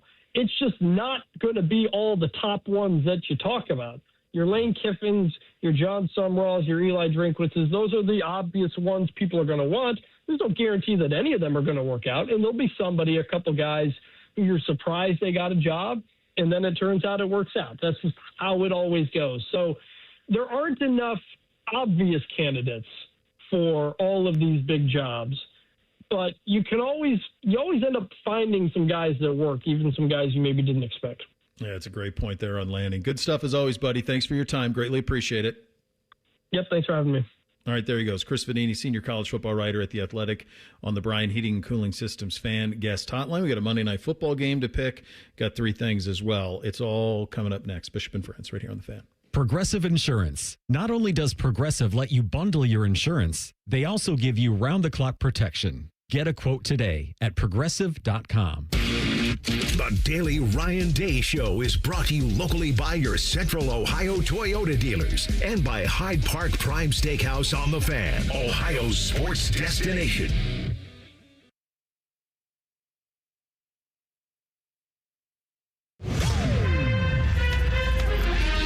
This is the Ryan Day Show, brought to you statewide by Safelite Auto Glass. Coach, how much did starting the second half with a touchdown set the tone for the rest of that game? I think it did. It was a big-time throw and catch, and I thought Julian, was really accurate with his balls down the field, but we felt like we saw some things that we could take advantage of downfield, and but you got to go do it. It starts with the protection, then it goes to the throw, and then it goes to the routes, and those guys made some big-time plays. What makes Carnell Tate so great as a deep threat? Well, he's got speed, knows how to set up a route. He's got good tracking ability, and I think he understands how he's running the route and the coverage. He's a very smart player, so I think all those things lead into him being a deep threat down the field. Hi, this is Paul Keels. This Buckeye season, don't let a broken windshield ruin your game plan. Safelite Auto Glass makes it easy to get your windshield fixed with their mobile glass shops all over Central Ohio. They can come to you anywhere, giving Buckeye fans more time for game time. OH?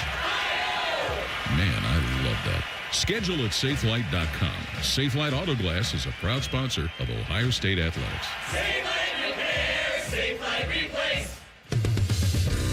Buckeye fans, choose chill. Coors Light is cold lagered, cold filtered, and cold packaged for a smoother finish. It's got that crisp, refreshing taste that makes those moments when you choose to rise above the noise and choose chill even better. Coors Light is a proud sponsor of Ohio State Athletics, so crack one open and take a sip. Coors Light, choose chill. Celebrate responsibly. 2025 Coors Brewing Company, Golden, Colorado, beer.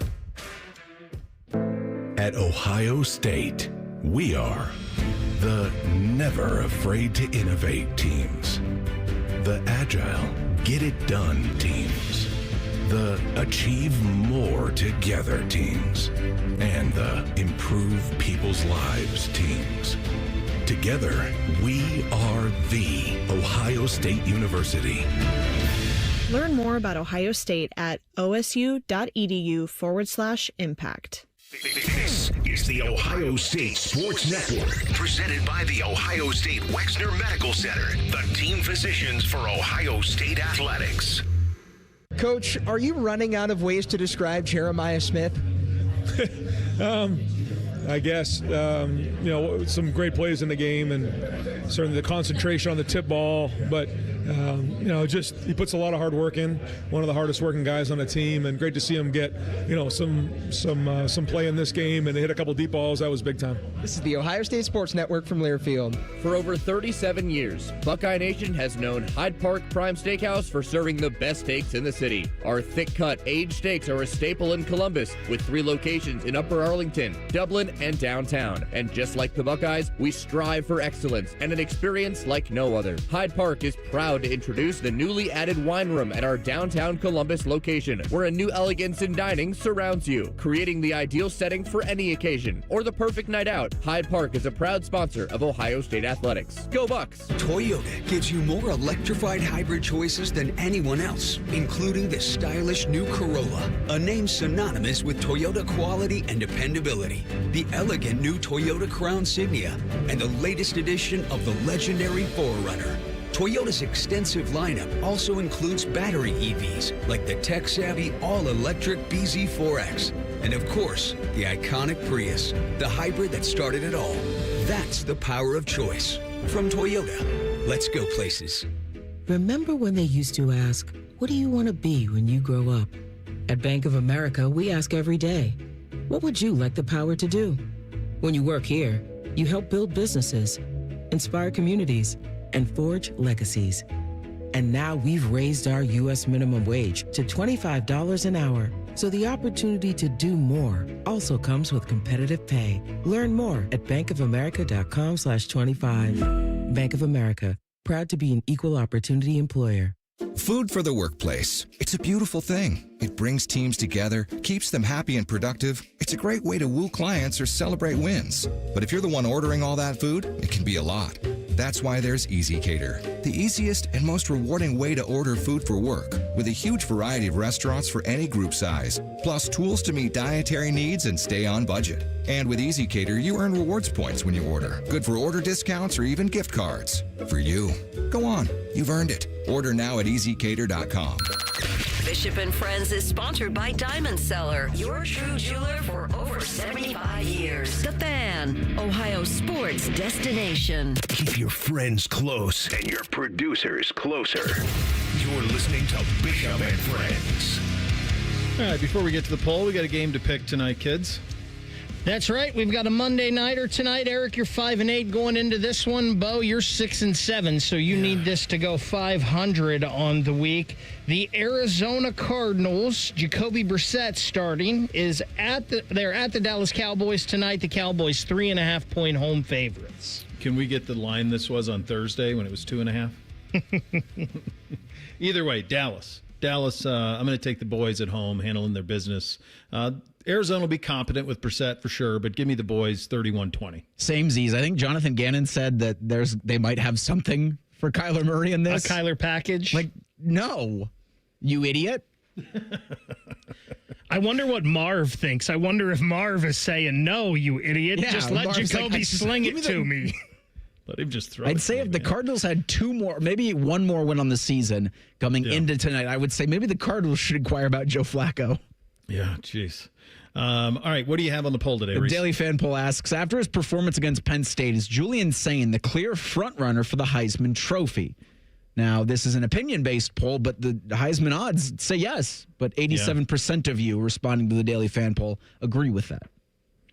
I think it's going to be a fascinating month for him and over the course of the next month. All right, time for three things on a Monday. Hit it, guys. 1, 2, 1, 2, 3 things. Sponsored by Buckeye Lake Marina, Central Ohio's largest selection of new and pre-owned boats. Find your next dream boat at BuckeyeLakeMarina.com.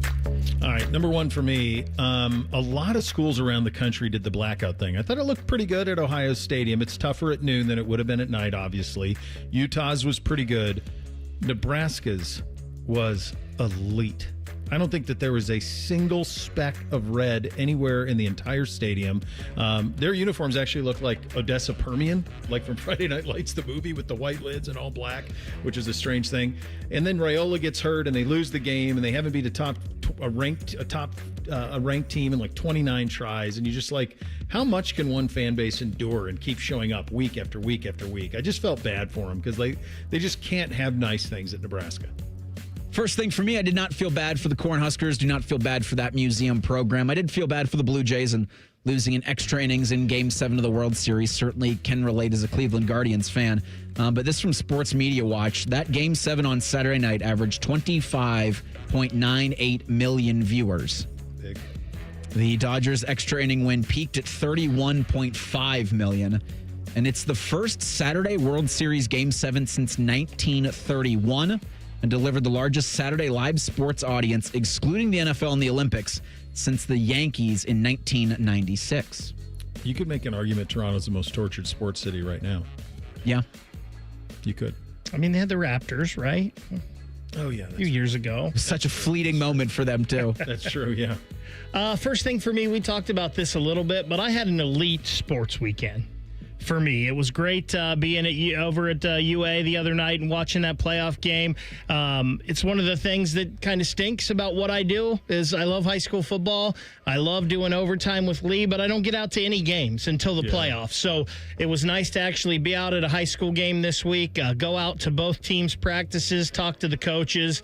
It was really an awesome time. Then I got to go up and go experience Ohio State, Penn State there this week. Went straight from the shoe over to Nationwide and watched the Jackets get a win on Saturday night. And maybe the most important thing, I didn't have to deal with the Cleveland Browns this week. Number two for me. So speaking of not having a game on Sunday, the two littles had some lacrosse stuff that they were doing, some training stuff. So I looked at NBC at like 11:15. I'm like, you want to go play golf? He's like, yeah. So we did. We went and we played 18. And I'll tell you this, we played poorly, but it didn't even matter because there was almost nobody out there. We played 18 in 2 hours and 45 minutes. And the value as a parent to have a 13-year-old off of his phone engaged in conversation for 2.5 hours is priceless. It was awesome. It was such a cool thing. So it's the first day of the college basketball regular season. Ohio State's got the Indiana University, Indianapolis. I forget their mascot tonight at 6:30. Pregame coverage on the Fan at 5:30. The Field of 68. Jeff Goodman, John Fanta, and a cast of others cover college basketball for this YouTube channel. A very cool thing they're doing is a 24 hours almost of college basketball they are streaming on their YouTube channel. They had St. Bonaventure and Bradley earlier, and then their stream crashed. But at the high point, I think I saw about 25,000 people on their YouTube chat. Cool. And it also made me, like, when I was looking in the comments, realize how much of them are gamblers, because there was so much. Bonnie's on the money line, Bonnie's first half points. Oh, yeah. Nuts. But have a day. Gamblers and Jacob Reimer just permeating that chat.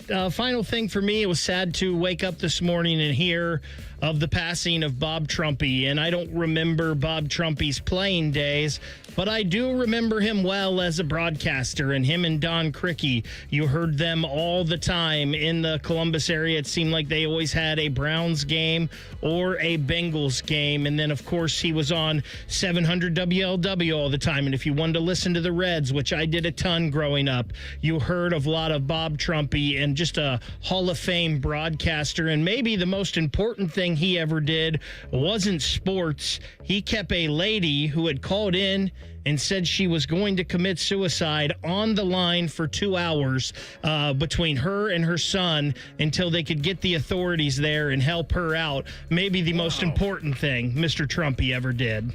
Yeah, I mean, why had I not heard that story? No, iconic. I mean, when I think of AFC North football, I think of him. Mm-hmm. That's the group that you hear from. No time for three from all of us, so I'll just say this. The idea that as a nation we switched back and forth the times of day arbitrarily twice a year is insane. It's just nuts. And when you have kids, it's even more nuts to do it. So by the way, daylight savings time, pick one. I prefer the one we just got out of versus where we are now, but pick one and just stick with it. That's where we got to be on that thing. Rothman and Ice up next. We are back tomorrow. Bishop and Friends right here on The Fan. Catch T-Bone and Tyvus weekday mornings from 6 to 9. If you're not completely satisfied, we'll rewind time and erase your brain.